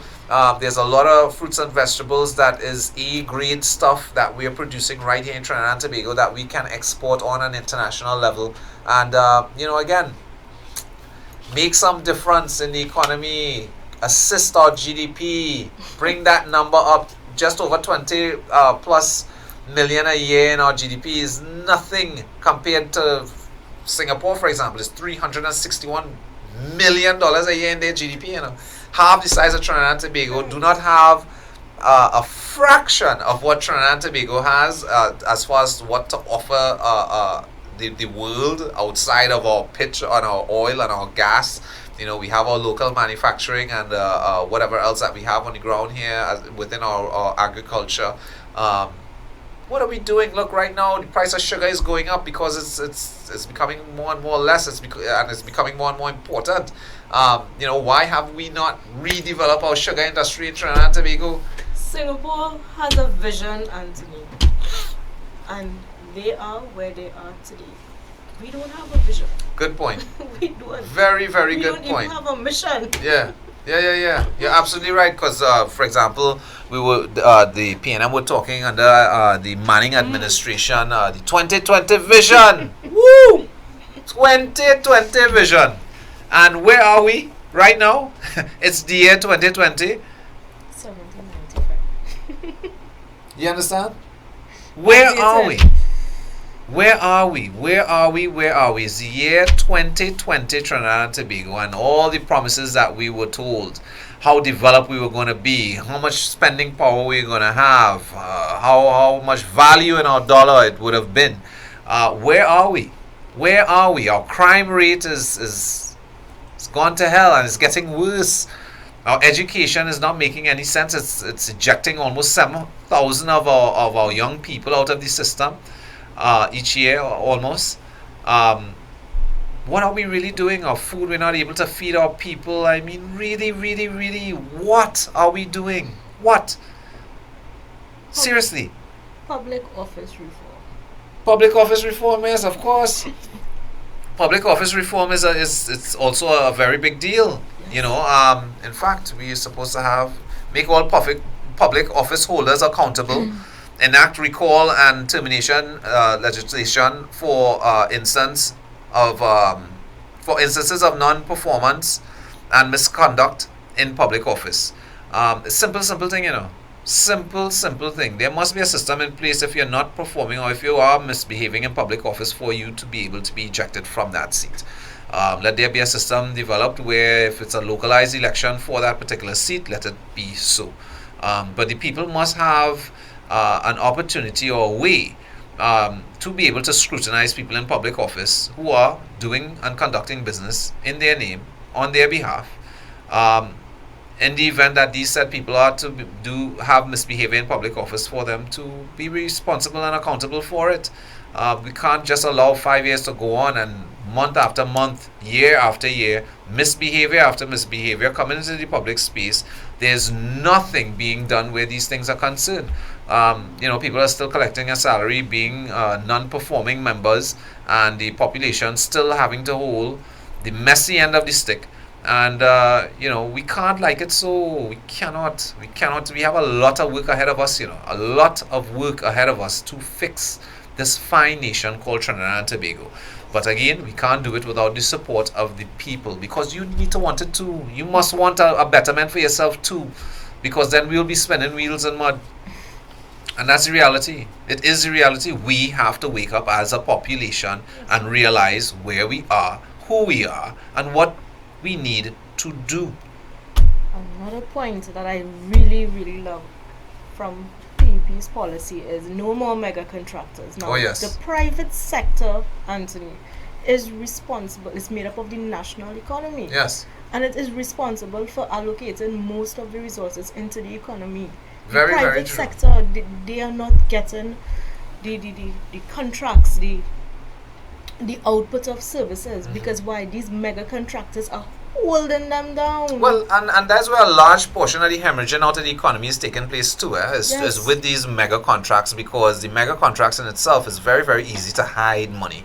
Meaning, overpriced products, overpriced labor, overpriced on a whole, because you're throwing huge numbers around. And yes, it's called a mega contract for that said reason, because it's a large contract. It has a huge scope. And again, because of that huge scope is why you are able to up numbers in a minuscule way. But when you look at it as a big picture, it's a large number. It's a lot of money being hemorrhaged through the system, and that is what we need to stop. And I like that you brought that up. No more mega contracts. No more mega contractors. And that is definitely one that I really, really like, simply because the idea that PEP has within that particular policy in itself is that we have 41 constituencies, and there are works to be done in each one of these constituencies, and we insist that the contractor, as well as the contractor, being mandated to have his employee-based staff originating from that constituency, that those works are being done. That is one of the main ways we see that for monies to be drilled directly down to the ground, directly down to the regular citizen, without much, if any, skimming off the top is concerned. Because again, that is where the hemorrhaging is taking place. Subcontracting contracts 4 and 5 and 10 times, 20 times down the road before it actually reaches the man who is actually doing the job on the ground. And we're asking ourselves, why are these projects being so horrible? Why is it, did we really spend that amount of money? But when you think about it, and you have people taking cuts 10 and 20 times before the actual contractor who's being having this subcontracted to him, when he's just getting the crumbs to get this mega job off the ground. That's where we have problems. Because the sector itself, the business sector, has the primary, secondary, and tertiary sector, and each constituency, I'm very certain, has those three sets there placed by the citizens. That is not being utilized. Why do we have to hire these people from on the outside? No, well, if they're work, there are going to be some certain works that a particular contractor within a particular constituency may not be able to handle or do. And that is understood. And again, there would be protocols and mechanisms in place in order to address those things. But to say that you're giving one company contracts across the board, millions upon millions, billions upon billions of dollars coming out of the treasury to get certain things done. I mean, look, we're talking just the other day about in fact, this morning we were talking about Maracas, with that concert with the stage in the ocean. But let's go even better than that. How about that car park that they built in Maracas? I mean, there's so many flaws concerning that whole project. It's a shame. because the design of the bloody thing. Again, you're gonna put a road in between a car park and a beach. Really? It was so hard to have the road on the furthest outer perimeter of that car park area, where people can park their car and literally walk from their car with their eyes closed straight onto the beach without having to worry about traffic passing to lick them down. And you know what's even more hilarious, Anthony? That the stage was actually being built. Why? Well, again, it's who give the approvals. My question is, are there going to be life guards on site for that event? Who are the people that actually gave approvals to that? What is the dynamics to this event that they're trying to have and host in Maracas? You're going to be blocking off a public beach. So now you have the public that's not going to have access to 50%, if not more, of the usage of this facility. Again, it being a public facility. Where are the approvals? Who were the ones to approve this? What is the actual plan for this actual event? You know what I mean? It's just a host of different unanswered questions, and a lot of things are being thrown around. We are going to keep abreast of this little scenario that's taking place right now with this whole event in Maracas. So on Wednesday when I'm back, I will see if I can, if I do have more information, I would definitely touch base on that and let you guys know what is the new findings and what is going on, where that whole situation is unfolding right now. But back to your no mega contractors. I love that policy, and again, it's simply being able to bring and drill the money down to the regular man on the ground. Correct. Spreading the work evenly across the board, and again, yes, for the projects that localized contractors within constituency aren't able to do or address. Or handle, for that matter. Yes, there are protocols in place, systems in place that would be able to pacify that situation and ensuring that the works can be done. But again, we have to ensure what else that can be done, that the localized contractor, as well as a localized labor force, is able to do on the ground in those said constituencies. That's where it needs to be. That's where the money needs to be drilled to. And the key factor there, Anthony, is employment will be done within the constituency. Yeah, of course. Well, I mean, that's a major driver for employment, and that is just to start. We talk all the time about truly diversifying the economy in a sense where to ensure that we have more jobs than people for those jobs. It should not be the other way around. There's more people than jobs available. We have to create an environment where, yes, we have more jobs than we have people. We need to develop our economy, develop the country in a sense where we're introducing new industries. In fact, oh my goodness, talking about this on Trinidad, we will have a specific segment pertaining towards this particular industry because it's one of my loves, which is the cannabis industry. This new thing Alwari did in decriminalizing marijuana. Again, the government is showing each step of the way that they truly do not have a clue as to what it is that they're trying to do. It all simply seems as if it's a tool for an election machinery that they have in place for this coming election, because you're not able, you just decriminalize marijuana, right? And we are talking where the recreational consumption is concerned. Okay, you're telling the population you could grow 4 plants and you could consume privately in your home, right? There's no discussion directly on supply, demand, taxation of this, because it's a purchase, you are buying this product recreationally for recreational use. So again, where are the supplies? Where are coming from? How is the state going to benefit directly from this as it being taxed? Are we implementing the law as we would have implemented it through tobacco and alcohol? Is how cannabis is going to be standing on its own ground, being decriminalized now. What about the other industries, such as the medicinal aspect of cannabis, as well as the industrial application of cannabis, which would be hemp? You have several different things in the industrial field, such as development of concretes, blocks, fabrics, ropes, you name it. Listen, it's a wide industry. Again, why are we not scrutinizing this industry? Because in my mind, I think it's a great thing that marijuana is decriminalized, but it's not decriminalized for the right reason, in the right way, with the right systems in place, where the laws are actually addressing a lot of these things. Right. Because a lot of the population still has a big question mark over their minds as to exactly what is happening here with this decriminalization of marijuana. Are we able to walk the road and smoke because we lying by the bar and smoke? Or they're saying yes, it's a personal use, you have to just simply consume in your home.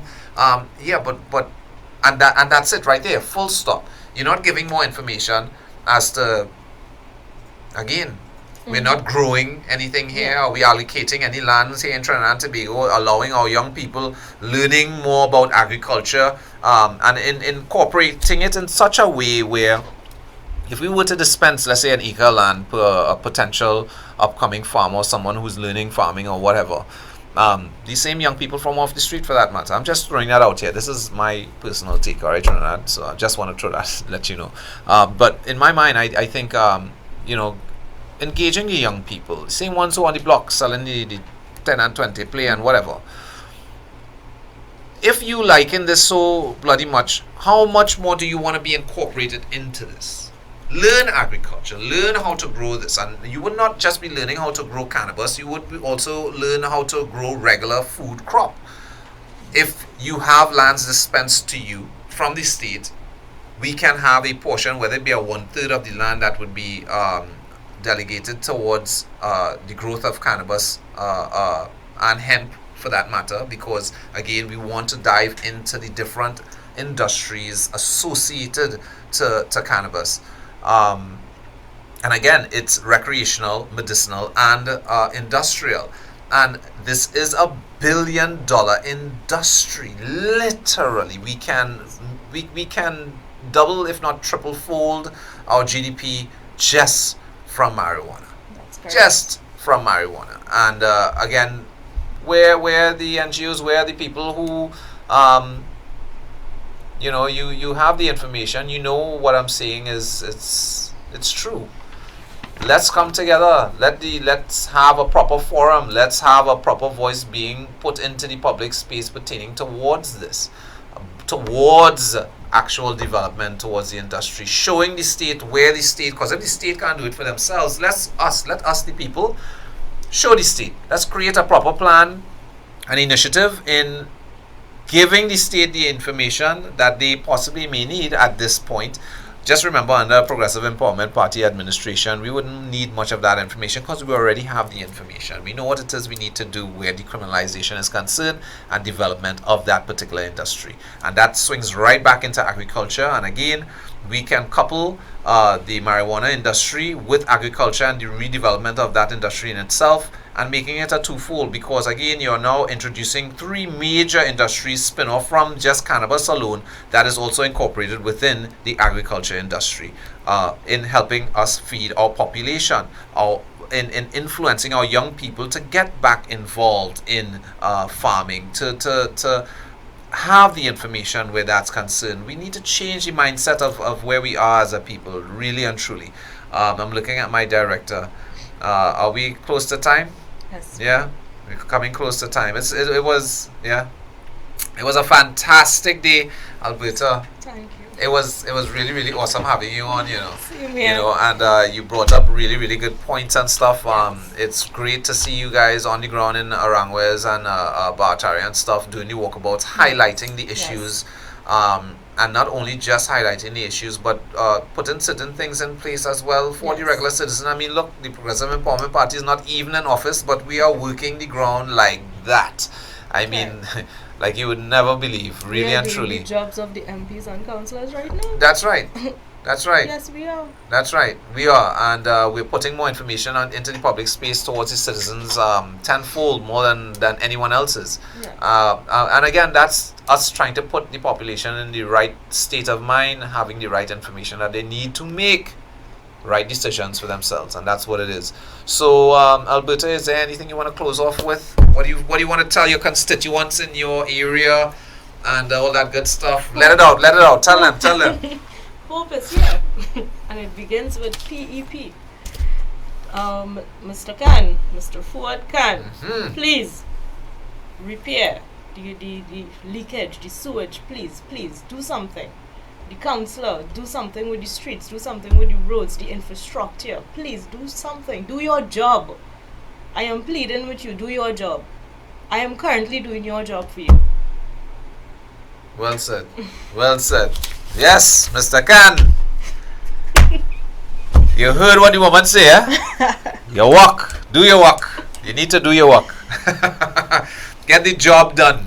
Get the job done. We are doing it too long, and there's a lot of issues taking place in your constituency, Mr. Khan.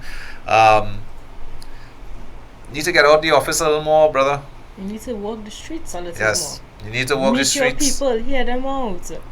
Very true, very true, very true. They just simply really have to see you and have to understand. You have to understand what the people are dealing with. You're in a position to bring change, and 5 years has come and gone, and you have not presented that to the people on, I would say, not a national level, but a constituency level. Because the people are saying very much negative things on the ground in Barataria, Arangwes, Samoa area. And you are the custodian for this area, my friend. So, you have I can't even say I have work to do, because I think it's a little late now, because 5 years was a long time to go. I think he has some thinking to do. Yeah. Yeah. Some thinking to do. Yeah, you do have some thinking to do. A lot. But again, being able to have proper systems where our said MPs can be scrutinized in a greater sense and be responsible for their portfolios, I think that's where we need to be. Too many excuses, and too many people are not being held responsible. Everyone is still collecting a paycheck and doing whatever the heck they want to, however they want to, in the way that they would want to, with no regard. So that's an environment that certainly has to change. There's no doubt about that. So is there anything else you want to add on that? Just a reminder to all citizens as we come off this show momentarily, ask yourself again, I will reiterate this question. Ask yourself, are we going to base politics on tribal persuasion or cynicism? Question. Booyah. You heard that. Well, again, today it's Pep Talks. It's Monday, the 17th of February, 2020. On our topics, we were touching on our Krokro song that was done by him. I think we can go on Krokro We Going and vote. It's a horrible song. I am not telling anyone to go listen to it, but it does. It's somewhat disturbing, because it shows that lines are being drawn racially in the ground, and that's not cool. I don't think that we as a people, as multicultural as we are, need to be brokering for such in the public space that our population has to be exposed to. We also was touching on the Stage and the Sea that's up in Maracas for that event that's going to be taking place, I believe, in this weekend. We will see how that unfolds. Wednesday, I'm going to be here on the show once again. In fact, my timing would be Mondays, Wednesdays, and Fridays.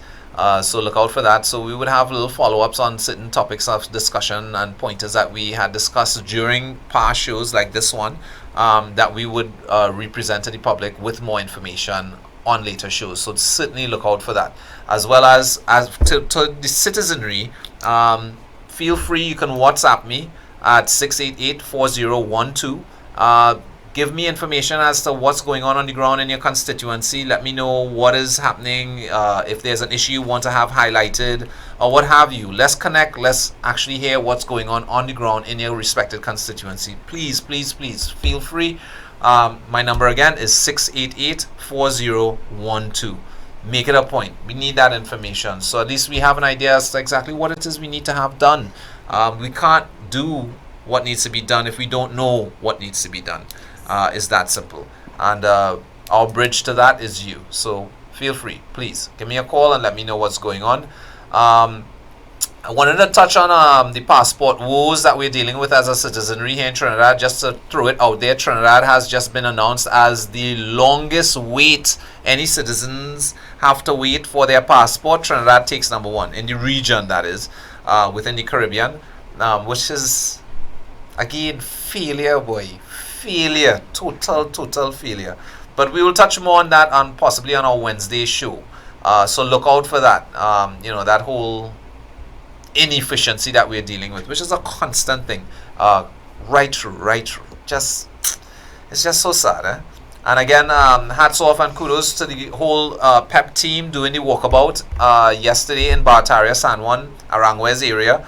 And again, I extend great thanks to Alberta Perdine, your PEP caretaker for San Juan, Barataria.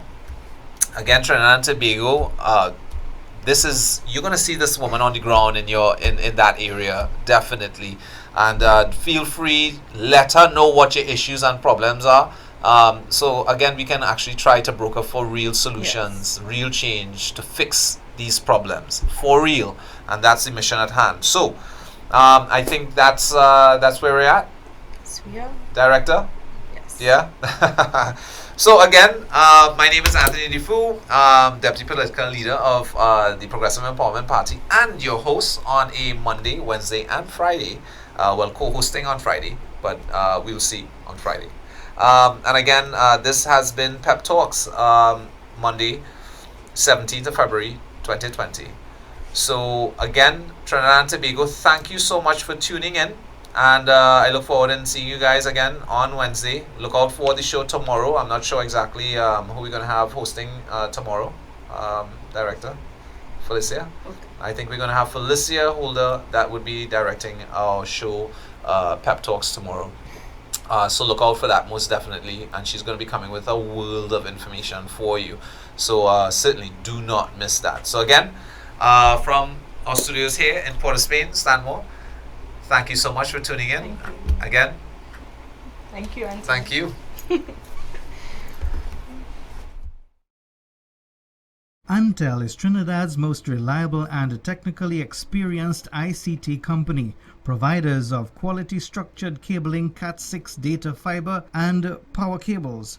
We also stock cabling infrastructure basket-type cable trays for server rooms and data centers. Antel also installs and maintains video security systems including cameras, alarms, and electronic entrance locks for businesses and residential properties. Call Antel 674-1406 or 783-9250. Trinidad and Tobago is in a crisis. For far too long, our people have been abused and silenced by our politicians and the business elite. Just look around you. People are losing their jobs. Crime is at an all-time high. Our justice, education, and health systems have failed. We all know the truth behind all that is wrong in our country.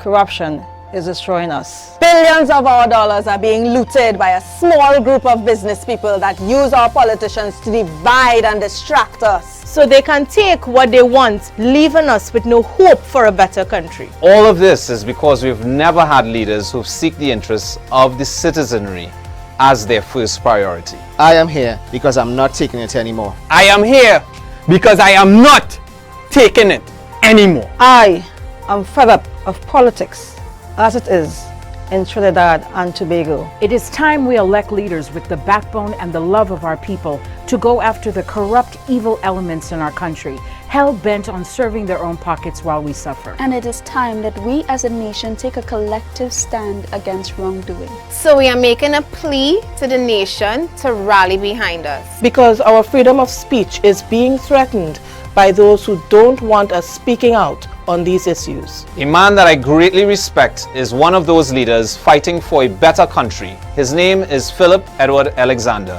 and he has bravely challenged the people and institutions that are destroying our nation. To date, he has been threatened with 5 lawsuits for having the courage to ask state agency UDCOT on why the renovations of the President's house cost $89 million.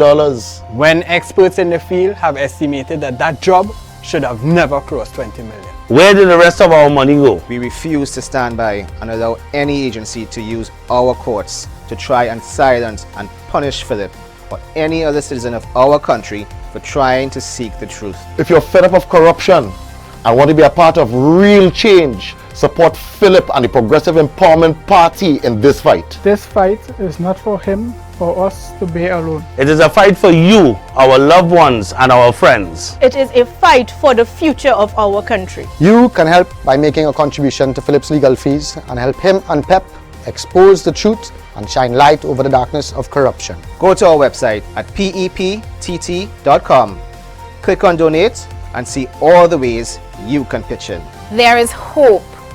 Our country can be saved, but we all need to stand together. My name is Felicia Holder, Chairman of the Progressive Empowerment Party, and I support Philip Edward Alexander and the PEP. I support Philip Edward Alexander and the PEP. I support Philip Edward Alexander and the PEP.